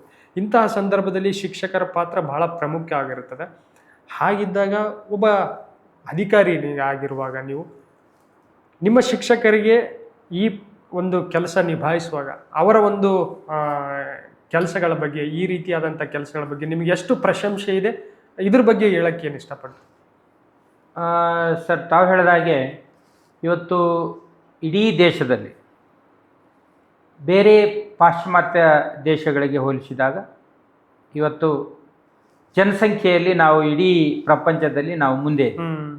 ಕಳೆದ ಕೆಲ ವರ್ಷಗಳ ಹಿಂದೆ ಸುಮಾರು ಚೀನಾವನ್ನು ಹಿಂದಿಕ್ಕಿ ನಾವು ಇವತ್ತು ಮುಂದೆ ಬಂದಿದ್ದೀವಿ. ಮೊದಲನೇ ಸ್ಥಾನದಲ್ಲಿ ಇದ್ದೇವೆ. ಸುಮಾರು 144 ಕೋಟಿ 140 ಕೋಟಿಗೂ ಹೆಚ್ಚು ಜನಸಂಖ್ಯೆ ನಮ್ಮಲ್ಲಿದೆ. ಇವತ್ತು ಭಾರತ ಸರ್ಕಾರ ಆಗಿರ್ಬೋದು, ಕರ್ನಾಟಕ ಸರ್ಕಾರ ಆಗಿರ್ಬೋದು, ಹಲವಾರು ಯೋಜನೆಗಳನ್ನು ರೂಪಿಸ್ತಾ ಇದೆ. ಅದು ಜನರಿಗೆ ಅಭಿವೃದ್ಧಿಗೆ ಪೂರಕವಾದಂತಹ ಯೋಜನೆಗಳು, ಹಲವಾರು ಕಾರ್ಯಕ್ರಮಗಳನ್ನು. ಅವೆಲ್ಲವೂ ಕಾರ್ಯಕ್ರಮಗಳನ್ನು ರೂಪಿಸಬೇಕಾದರೆ ನಮಗೆ ಅಂಕಿ ಸಂಖ್ಯೆಗಳ ಅಗತ್ಯತೆ ಬಹಳ ಇದೆ, ಬಹಳ ಪ್ರಮುಖವಾಗಿ. ಯಾಕಂದರೆ ಕಳೆದ 10-15 ವರ್ಷಗಳ ಹಿಂದೆ ಸುಮಾರು 100 ಕೋಟಿ 120 ಕೋಟಿ 130 ಕೋಟಿ ಇದ್ದಂತಹ ಜನಸಂಖ್ಯೆ ಇವತ್ತು 140 ಕೋಟಿಗೆ ಜಾಸ್ತಿ ಜಾಸ್ತಿ ಆಗಿ. ಹೌದಲ್ಲ ಸರ್? ಆ ನಿಟ್ಟಿನಲ್ಲಿ ಕಳೆದ 2011ರಲ್ಲಿ ನಮಗೆ ಜನಗಣತಿಯನ್ನು ಆಯಿತು. ತದನಂತರ ನಮ್ಮ ಭಾರತ ಸರ್ಕಾರ ಈಗೇನು ಮೊನ್ನೆ ತಾನೇ ಅದರ ಹಿಂದಿನ ಕಳೆದ 2025ರಲ್ಲಿ ಸೋಷಿಯೋ ಎಕಾನಮಿಕ್ ಒಂದು ಗಣತಿಯನ್ನು ಸಹಿತ ಆಯಿತು. ಆ ಸಂದರ್ಭದಲ್ಲಿ ಸಹಿತ ನಮ್ಮ ಶಾಲಾ ಶಿಕ್ಷಕರು ಇವತ್ತು ಶಾಲೆಯಲ್ಲಿ ನಮ್ಮ ಪಾಠ ಮಾಡೋದ್ರ ಜೊತೆಗೆ ಮಕ್ಕಳಿಗೆ ಪಾಠ ಮಾಡೋದ್ರ ಜೊತೆಗೂ ಸಹಿತ ನಾವು ಜನಗಣತಿಯು ಸಹಿತ ಮಾಡಬೇಕಾಗುತ್ತೆ. ಅದು ನಿಮ್ಮೆಲ್ಲರ ಸಂವಿಧಾನದ ಪ್ರಕಾರ ಆದ್ಯ ಕರ್ತವ್ಯವೂ ಸಹಿತ. ಇವತ್ತು ನಮ್ಮ ಮೂಲಭೂತ ಹಕ್ಕುಗಳು ಮತ್ತು ಮೂಲಭೂತ ಕರ್ತವ್ಯಗಳು ತಾವೆಲ್ಲರೂ ಸಂವಿಧಾನವನ್ನು ಅಧ್ಯಯನ ಮಾಡಿದ್ದೀವಿ. ಆ ಮೂಲಭೂತ ಹಕ್ಕುಗಳ ಜೊತೆಗೆ ಮೂಲಭೂತ ಕರ್ತವ್ಯಗಳು ಸಹಿತ ನಾವೇನಂತ ಹೇಳ್ತೀವಿ, ಇವತ್ತು ನಾವೆಲ್ಲರೂ ಸಹಿತ ಸರ್ಕಾರದ ನೌಕರರು. ಸರ್ಕಾರವು ವಹಿಸತಕ್ಕಂಥ ಕೆಲಸಕ್ಕೆ ನಾವೆಲ್ಲರೂ ಭಾಜನರಾಗಿರ್ಬೇಕು. ಇವತ್ತು ತಮಗೆ ಗೊತ್ತು, ಗ್ಯಾರಂಟಿ ಯೋಜನೆಗಳು ಸಹಿತ ಇದ್ದಾವೆ. ಅವೆಲ್ಲದಕ್ಕೂ ಸಹಿತ ನಮಗೇನು ಬೇಕು ಅಂದರೆ ಅಂಕಿ ಸಂಖ್ಯೆಗಳು ಬೇಕು. ಆ ನಿಟ್ಟಿನಲ್ಲಿ ಭಾರತ ಸರ್ಕಾರವು ಸಹಿತ ಇವತ್ತು ಜನಗಣತಿ SIR ಅಂತೇಳಿ ನಾವು ಕರಿತೀವಿ. ಇವತ್ತು ಹಲವಾರು ಯೋಜನೆಗಳನ್ನು ರೂಪಿಸೋದ್ರ ಮೂಲಕ ಅವೆಲ್ಲವುಗಳಿಗೆ ಪೂರಕವಾಗಿ ನಮ್ಮ ಅಂಕಿ ಸಂಖ್ಯೆಗಳು, ಆರ್ಥಿಕ ಸಮೀಕ್ಷೆ ಅಂತೇಳಿ ನಾವು ಕರಿತೀವಿ, ಎಕನಾಮಿಕ್ ಸರ್ವೆ ಅಂತೇಳಿ ಏನು ಕರಿತೀವಿ. ಅಂದರೆ ಯಾವ ಯಾವ ಜನಾಂಗಕ್ಕೆ ಏನೇನು ಸೌಲಭ್ಯಗಳನ್ನು ಒದಗಿಸಿದ್ದಾವೆ, ಯಾರ್ಯಾರು ಸೌಲಭ್ಯ ವಂಚಿತರಿದ್ದಾರೆ, ಯಾರ್ಯಾರು ಸೌಲಭ್ಯವನ್ನು ಪಡಿತಾ ಇದ್ದಾರೆ, ಎಲ್ಲಿ ಸೌಲಭ್ಯ ವಂಚಿತರಿದ್ದಾರೆ ಅವರಿಗೆ ಇನ್ನೂ ಹೆಚ್ಚಿನ ಸೌಲಭ್ಯವನ್ನು ಒದಗಿಸಲಿಕ್ಕೆ ಎಲ್ಲ ಜನಗಣತಿ ಅತ್ಯಂತ ಅವಶ್ಯಕವಾಗಿದೆ. SIR ಸಹಿತ ಭಾಳ ಅತ್ಯಂತ ಅವಶ್ಯಕವಾಗಿದೆ. ಮಾನ್ಯ ಮುಖ್ಯಮಂತ್ರಿಗಳು ಸಹಿತ, ಮಾನ್ಯ DK ಶಿವಕುಮಾರ್ ಸಾಹೇಬರು ಸಹಿತ ಹೇಳಿದ್ದಾರೆ. ಎಲ್ಲರೂ ಸಹಿತ, ಎಲ್ಲ ಸರ್ಕಾರಿ ನೌಕರರು ಸಹಿತ ಜನಗಣತಿ ಕಾರ್ಯಕ್ರಮದಲ್ಲಿ ಸಕ್ರಿಯವಾಗಿ ಪಾಲ್ಗೊಳ್ಬೇಕು.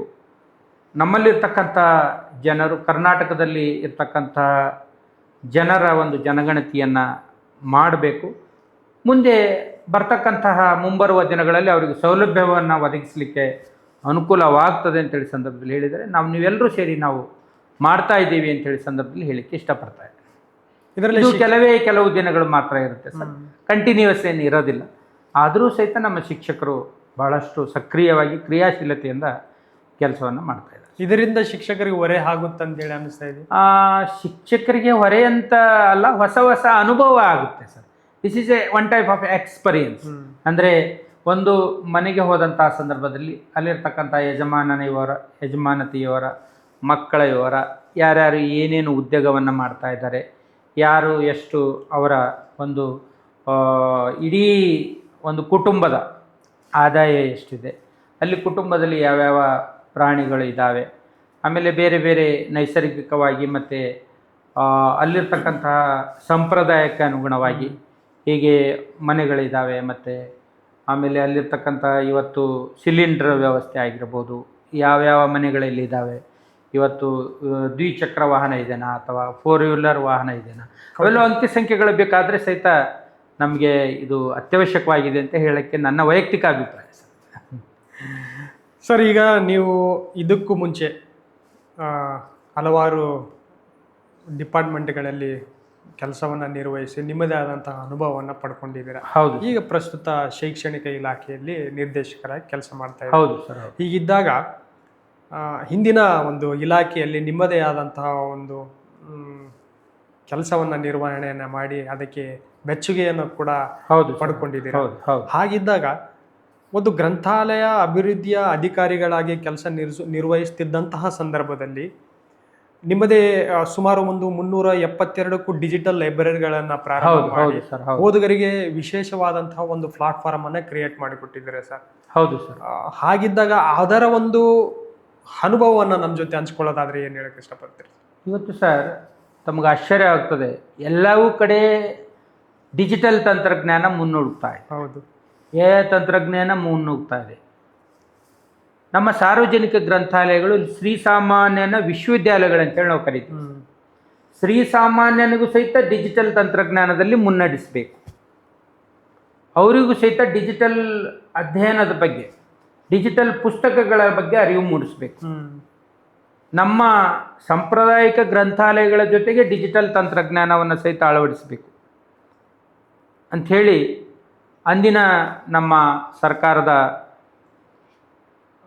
ಕಾರ್ಯದರ್ಶಿಗಳು, ಪ್ರಧಾನ ಕಾರ್ಯದರ್ಶಿಗಳಾಗಿರ್ಬೋದು, ಮಾನ್ಯ ಶಿಕ್ಷಣ ಸಚಿವರಾಗಿರ್ಬೋದು, ಹಾಗೂ ಇಂದಿನ ಸರ್ಕಾರದ ಮುಖ್ಯ ಕಾರ್ಯದರ್ಶಿಗಳು ಮೇಡಮ್ರವರಾಗಿರ್ಬೋದು, ಅವರ ಒಂದು ಸಲಹೆ ಮತ್ತು ಮಾರ್ಗದರ್ಶನದ ಮೇರೆಗೆ ಇವತ್ತು ರಾಜ್ಯದಲ್ಲಿರ್ತಕ್ಕಂತಹ ಸುಮಾರು 30 ಜಿಲ್ಲಾ ಕೇಂದ್ರ ಗ್ರಂಥಾಲಯಗಳಾಗಿರ್ಬೋದು, ಇವತ್ತು 26 ನಗರ ಕೇಂದ್ರ ಗ್ರಂಥಾಲಯಗಳಾಗಿರ್ಬೋದು, ಹಾಗೆ ಸುಮಾರು 216 ತಾಲೂಕು ಕೇಂದ್ರ ಗ್ರಂಥಾಲಯಗಳಾಗಿರ್ಬೋದು, ಅಲ್ಲಿ ಸಹಿತ ಡಿಜಿಟಲ್ ಗ್ರಂಥಾಲಯದ ಸೇವೆಯನ್ನು ಸಹಿತ ಸುಮಾರು 372 ಗ್ರಂಥಾಲಯಗಳಲ್ಲಿ ಸಹಿತ ನಾವು ಡಿಜಿಟಲ್ ಗ್ರಂಥಾಲಯದ ಸೇವೆಯನ್ನು ಒದಗಿಸ್ತಾ ಇದ್ದೇವೆ.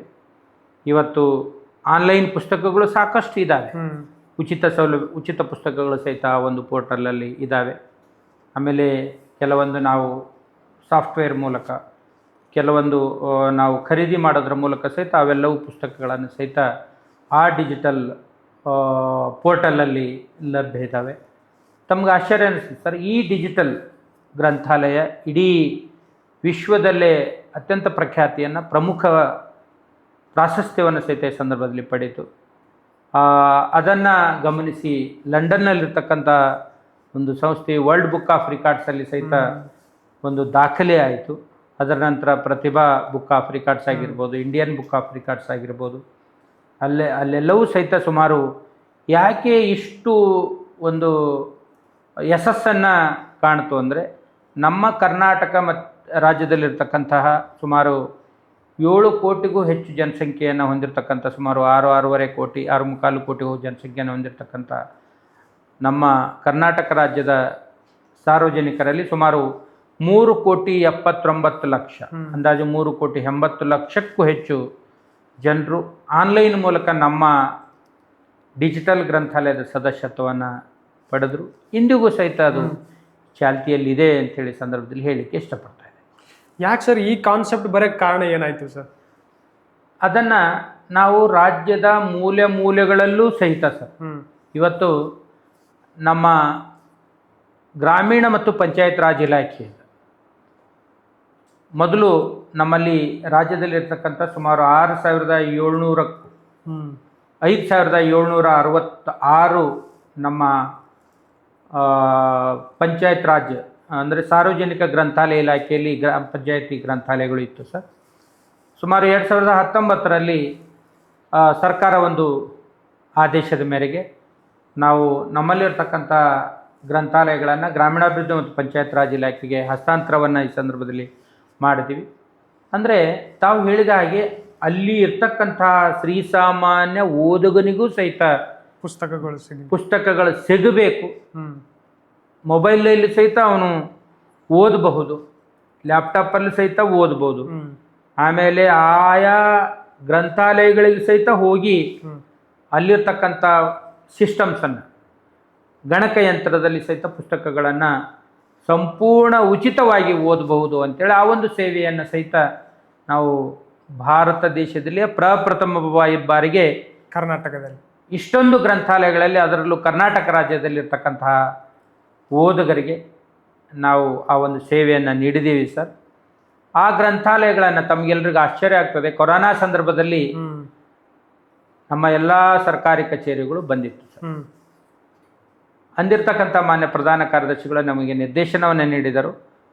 ಗ್ರಂಥಾಲಯಗಳು ಬಂದಿದ್ದಾವೆ, ಎಲ್ಲ ಕಚೇರಿಗಳು ಬಂದಿದ್ದಾವೆ, ಓದುಗರಿಗೆ ಹೇಗೆ ಸೌಲಭ್ಯವನ್ನು ನಾವು ನೀಡಬೇಕು ಅಂಥೇಳಿ ಆ ಕೊರೋನಾ ಸಂದರ್ಭದಲ್ಲಿ ನಾವು ಈ ಡಿಜಿಟಲ್ ಗ್ರಂಥಾಲಯಗಳನ್ನು ಪ್ರಾರಂಭವನ್ನು ಮಾಡಿದೀವಿ ಸರ್. ಭಾಳ ಅತ್ಯುನ್ನತವಾಗಿ ಪ್ರಕ್ರಿಯೆ ಈ ಒಂದು ಕಾರ್ಯಕ್ರಮ ಭಾಳ ಚೆನ್ನಾಗಿ ಮೂಡಿ ಬರ್ತಾ ಇದೆ. ಜೊತೆಗೆ ಅನೇಕ ಜನರು ಆ ಕೊರೋನಾ ಸಂದರ್ಭದಲ್ಲಿ ವಿದ್ಯಾರ್ಥಿಗಳು ಓದಿ ಇಂಜಿನಿಯರಿಂಗ್ ಪದವಿ ಪಡೆದಿದ್ದಾರೆ. ಆಮೇಲೆ ಹಲವಾರು ಪದವಿಗಳನ್ನು ಸಹಿತ ಈ ಸಂದರ್ಭದಲ್ಲಿ ಪಡೆದಿದ್ದಾರೆ. ನಮ್ಮಲ್ಲಿರ್ತಕ್ಕಂಥ ಗ್ರಂಥಗಳನ್ನೇ ಓದಿ ಹಲವಾರು ವಿದ್ಯಾರ್ಥಿಗಳು KS ಸಹಿತ ಪಾಸಾಗಿದ್ದಾರೆ, IAS ಸಹಿತ ಪಾಸಾಗಿದ್ದಾರೆ, ಇನ್ನುಳಿದ ಬೇರೆ ಬೇರೆ ಏನು ಹುದ್ದೆಗಳನ್ನು ಅಲಂಕರಿಸಿಕೊಂಡಿದ್ದಾರೆ ಅಂಥೇಳಿ ಭಾಳಷ್ಟು ಜನರು ನಮಗೆ ದೂರವಾಣಿ ಮೂಲಕ ಸಹಿತ ಮಾಹಿತಿಯನ್ನು ನೀಡಿದ್ದಾರೆ ಸರ್. ಈ ಒಂದು ಕಾರ್ಯ ಖುಷಿ ಕೊಟ್ಟಿದೆ. ಎಸ್, ಅತ್ಯಂತ ನನ್ನ ಜೀವನದಲ್ಲಿ ಬಹಳ ಸಂತೋಷವನ್ನು ನೀಡಿದಂತಹ ಕಾರ್ಯ ಅಂದರೆ ಡಿಜಿಟಲ್ ಲೈಬ್ರರಿ. ಇದಕ್ಕಿಂತ ಮುಂಚೆ ನಾನು ಜವಾಹರ್ ನವೋದಯದಲ್ಲಿ ವಿದ್ಯಾಲಯದಲ್ಲಿ ಸುಮಾರು 10 ವರ್ಷಕ್ಕೂ ಹೆಚ್ಚು ಕೆಲಸ ಮಾಡಿದ್ದೇನೆ ಸರ್. ಅದಕ್ಕಿಂತ ಬಿಫೋರು ಅಂಚೆ ಇಲಾಖೆಯಲ್ಲಿ ಸಹಿತ ನಾನು ಕೆಲಸ ಮಾಡಿದ್ದೇನೆ. ಅಂಚೆ ಇಲಾಖೆ ನಮಗೆ ಅನ್ನವನ್ನು ಕೊಟ್ಟರೆ, ಜವಾಹರ್ ನವೋದಯ ವಿದ್ಯಾಲಯದಲ್ಲಿ ಸಹಿತ ಮುದ್ದು ಮಕ್ಕಳಿಗೆ ಅಲ್ಲೂ ಸಹಿತ ಸೇವೆಯನ್ನು ನೀಡಲಿಕ್ಕೆ ನನಗೆ ಅವಕಾಶ ಸಿಕ್ತು. ತದನಂತರ ಸಾರ್ವಜನಿಕ ಗ್ರಂಥಾಲಯ ಇಲಾಖೆ, ತದನಂತರ ನಾನು ಸಮಗ್ರ ಶಿಕ್ಷಣ ಕರ್ನಾಟಕ, ಇಲ್ಲೂ ಸಹಿತ ನನಗೆ ಅವಕಾಶವನ್ನು ಸಿಕ್ಕಿದೆ. ನಮ್ಮಲ್ಲಿರ್ತಕ್ಕಂಥ ಮುದ್ದು ಮಕ್ಕಳಿಗೆ, ರಾಜ್ಯದಲ್ಲಿರ್ತಕ್ಕಂಥ ಮುದ್ದು ಮಕ್ಕಳಿಗೆ ಒಂದು ಉನ್ನತವಾದಂಥ ಸೇವೆಯನ್ನು ನೀಡಲಿಕ್ಕೆ ಸರ್ಕಾರ ಇಲ್ಲಿ ನನಗೆ ಈ ಸಂದರ್ಭದಲ್ಲಿ ಅವಕಾಶವನ್ನು ಮಾಡಿಕೊಟ್ಟಿದೆ. ಇಲ್ಲೂ ಸಹಿತ ಸೇವೆಯನ್ನು ನೀಡ್ತಾ ಇದೆ ಸರ್. ಇದ್ರ ಜೊತೆಗೆ ನೀವು ಅಂತಾರಾಷ್ಟ್ರೀಯ ರಾಜ್ಯ ಮಟ್ಟದಲ್ಲಿ ಕರ್ನಾಟಕವನ್ನು ಪ್ರತಿನಿಧಿಸಿದಂಥ ವ್ಯಕ್ತಿ. ಹೌದು ಸರ್. ಜಪಾನ್ ಆಗಿರ್ಬೋದು, ಮತ್ತು ಆಮೇಲೆ ಬೇರೆ ದೇಶಗಳಲ್ಲಿ ಹೋಗಿ ನಿಮ್ಮದೇ ಆದಂಥ ಒಂದು ಕೆಲಸ ಕಾರ್ಯವನ್ನು ಹೌದು ಹೌದು ಅದರ ಒಂದು ಅನುಭವವನ್ನು ತಿಳಿಸೋದಾದ್ರೆ ಸರ್, ಈಗ ನಾವು ನಮ್ಮ ಸಾರ್ವಜನಿಕ ಗ್ರಂಥಾಲಯ ಇಲಾಖೆಯಲ್ಲಿ ಕೆಲಸ ಮಾಡ್ತಕ್ಕಂಥ ಸಂದರ್ಭದಲ್ಲಿ ನೆದರ್ಲ್ಯಾಂಡ್, ಏನು ಯುರೋಪ್ ದೇಶದಲ್ಲಿರ್ತಕ್ಕಂಥ ನೆದರ್ಲ್ಯಾಂಡದಲ್ಲಿ ಒಂದು ಅಂತಾರಾಷ್ಟ್ರೀಯ ಸಮ್ಮೇಳನ ಇತ್ತು. ನಾವು ಮತ್ತು ನಮ್ಮ ಇಲಾಖೆಯ ಈರುವರು ಉಪನಿರ್ದೇಶಕರು ಸೇರಿ ಅಲ್ಲಿ ಅಂತಾರಾಷ್ಟ್ರೀಯ ಸಮ್ಮೇಳನದಲ್ಲಿ ಸಹಿತ ನಾವು ಭಾಗವಹಿಸಿದ್ದೇವೆ. ನಮ್ಮ ಕರ್ನಾಟಕದಲ್ಲಿರ್ತಕ್ಕಂಥ ಗ್ರಂಥಾಲಯಗಳ ಬಗ್ಗೆ ಸಹಿತ, ರೂಪುರೇಷೆಗಳ ಬಗ್ಗೆ ಸಹಿತ ಅಲ್ಲಿಯೂ ಸಹಿತ ಮನವರಿಕೆಯನ್ನು ಈ ಸಂದರ್ಭದಲ್ಲಿ ಮಾಡಿದ್ದೇವೆ. ಅದೇ ರೀತಿ ತಾವು ಹೇಳಿದ್ರಿ, ನಮ್ಮ ಕನ್ನಡ ಸಾಹಿತ್ಯ ಸಮ್ಮೇಳನಗಳು ಹಲವಾರು ಕಡೆ ನಡೀತಾ ಇರ್ತವೆ. ಅದೇ ರೀತಿ ಜಪಾನ್ದಲ್ಲಿ ಸಹಿತ ಒಂದು ಕನ್ನಡ ಸಾಹಿತ್ಯ ಸಮ್ಮೇಳನವನ್ನು ನಡೀತು. ಆ ಒಂದು ಸಂದರ್ಭದಲ್ಲಿ ಸಹಿತ ನಾನು ಭಾಗಿಯಾಗಿದ್ದೆ. ಬೇರೆ ಬೇರೆ ಕಡೆಯೂ ಸಹಿತ ನಾನು ಸಕ್ರಿಯವಾಗಿ ಪಾಲ್ಗೊಂಡು ಇವತ್ತು ವೃತ್ತಿಯ ಜೊತೆಗೆ ಪ್ರವೃತ್ತಿಯನ್ನು, ಇವತ್ತು ಸಾಹಿತ್ಯದಲ್ಲಿ ನನಗೆ ಅಪಾರವಾದಂಥ ಆಸಕ್ತಿ ಈ ಸಂದರ್ಭದಲ್ಲಿ ಒದಗಿ ಬಂದಿದೆ ಸರ್. ಆ ನಿಟ್ಟಿನಲ್ಲಿ ಒಂದು ಅಂತಾರಾಷ್ಟ್ರೀಯ ಮಟ್ಟದಲ್ಲೂ ಸಹಿತ ನಮ್ಮ ಸಾರ್ವಜನಿಕ ಗ್ರಂಥಾಲಯಗಳು ಯಾವುದಕ್ಕೂ ಕಮ್ಮಿ ಇಲ್ಲ ಅಂಥೇಳಿ ನಾವು ತೋರಿಸಿದ್ವಿ ಸರ್. ಇದ್ರ ಜೊತೆಗೆ ಈಗ ಪ್ರಸ್ತುತವಾಗಿ ನಿಮ್ಮ ಒಂದು ಶೈಕ್ಷಣಿಕ ಒಂದು ಕ್ಷೇತ್ರದಲ್ಲೇ ನೀವು ಮುಂದುವರಿತಾ ಇದ್ದೀರಿ. ಹೌದು ಸರ್. ಈಗ ಸಮಗ್ರ ಶಿಕ್ಷಣ ಇಲಾಖೆಯಲ್ಲಿ ಇದ್ದಾರೆ. ನಿಮ್ಮ ಮುಂದಿನ ಶೈಕ್ಷಣಿಕ ಕ್ಷೇತ್ರದಲ್ಲಿ ಕನಸುಗಳು ಏನಾಗಿದೆ, ಗುರಿ ಏನಾಗಿದೆ, ಯಾವ ರೀತಿಯಾದಂತಹ ಬದಲಾವಣೆಯನ್ನು ಮತ್ತು ಆಮೇಲೆ ಅಭಿವೃದ್ಧಿಯನ್ನು ಈ ಒಂದು ಕ್ಷೇತ್ರದಲ್ಲಿ ಮಾಡ್ಬೇಕಂತೇಳಿ ಅಂದ್ಕೊಂಡಿದ್ದಾರೆ ಸರ್? ಒಟ್ಟಾರೆ ತಾವು ಹೇಳಿದಾಗೆ ಸರ್, ನಮಗೆ ಯಾವ ಇಲಾಖೆಯಲ್ಲಿ, ಮುಖ್ಯವಾಗಿ ನಾವು ಎಲ್ಲರೂ ಸರ್ಕಾರಿ ನೌಕರರು. ಸರ್ಕಾರ ಯಾವ ಇಲಾಖೆಯಲ್ಲಿ ಅವಕಾಶವನ್ನು ಮಾಡಿಕೊಡ್ತದೆ, ಅಲ್ಲಿರ್ತಕ್ಕಂಥ ಹಲವಾರು ಯೋಜನೆಗಳನ್ನು ನಾವು ಜನರಿಗೆ ಆಗಿರ್ಬೋದು, ಮಕ್ಕಳಿಗೆ ಆಗಿರ್ಬೋದು, ಶಾಲೆಗಳಿಗಾಗಿರ್ಬೋದು, ಸಾರ್ವಜನಿಕರಿಗಾಗಿರ್ಬೋದು ತಲುಪಿಸ್ತಕ್ಕಂಥ ಜವಾಬ್ದಾರಿ ನಮ್ಮದಾಗಿರ್ತದೆ. ಅಂಥ ಒಂದು ನಿಟ್ಟಿನಲ್ಲಿ ನಾವು ಅವಿರತ ಪ್ರಯತ್ನವನ್ನು ಮಾಡೋದ್ರ ಮೂಲಕ ಇವತ್ತು ಎಲ್ಲ ಕಾರ್ಯಕ್ರಮಗಳನ್ನು, ಇವತ್ತು ನಮ್ಮಲ್ಲಿರ್ತಕ್ಕಂಥ ಇಂಟರ್ವೆನ್ಷನ್ಸ್ ಅಂತೇಳಿ ನಾವು ಕರಿತೀವಿ, ಆ ಎಲ್ಲ ಕಾರ್ಯಕ್ರಮಗಳನ್ನು ನಾವು ನಮ್ಮ ಶಾಲೆದತ್ತ ತೆಗೆದುಕೊಂಡು ಹೋಗಲಿಕ್ಕೆ ನಾವು ಅವಿರತವಾಗಿ ಇಡೀ ಹಿರಿಯ ಅಧಿಕಾರಿಗಳಾಗಿರ್ಬೋದು, ಕಿರಿಯ ಅಧಿಕಾರಿಗಳಾಗಿರ್ಬೋದು, ಎಲ್ಲರೂ ಸೇರಿ ಒಟ್ಟಾಗಿ ನಾವು ಕೆಲಸವನ್ನು ಮಾಡ್ತಾ ಇದ್ದೀವಿ. ತುಂಬ ಧನ್ಯವಾದಗಳು ಸರ್. Thank you sir. ಇಷ್ಟೊತ್ತು ನಮ್ಮ ಈ ಒಂದು ಪಾಡ್ಕಾಸ್ಟಲ್ಲಿ ನಿಮ್ಮ ಅನುಭವ ಮತ್ತು ಆಮೇಲೆ ವೃತ್ತಿ ಜೀವನದ ಬಗ್ಗೆ ನಮಗೆ ಮಾಹಿತಿಯನ್ನು ಹಂಚಿಕೊಂಡಿದ್ದೀರಿ, ನಮ್ಮ ಜೊತೆ ಮಾಹಿತಿಯನ್ನು ಹಂಚಿಕೊಂಡಿದ್ದೀರಿ.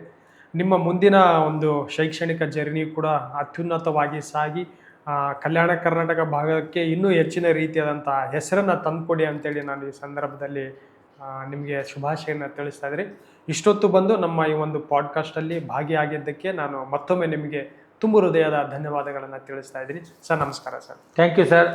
ತಾವು ಸಹಿತ ಈ ಒಂದು ಬ್ರಾಡ್ಕಾಸ್ಟ್ ಇದರಲ್ಲಿ HK ಟೈಮ್ಸ್ ಅಂತೇಳಿ ನಾವು ಕರಿತೀವಿ, ತಾವು ಅವಕಾಶನ ನೀಡಿದಿರಿ. ತಮಗೂ ಸಹಿತ ನಮಗೆ ತುಂಬ ಹೃದಯದ ಧನ್ಯವಾದಗಳನ್ನು ಸಲ್ಲಿಸ್ತಾ ನಮಸ್ಕಾರ. ನಮಸ್ಕಾರ.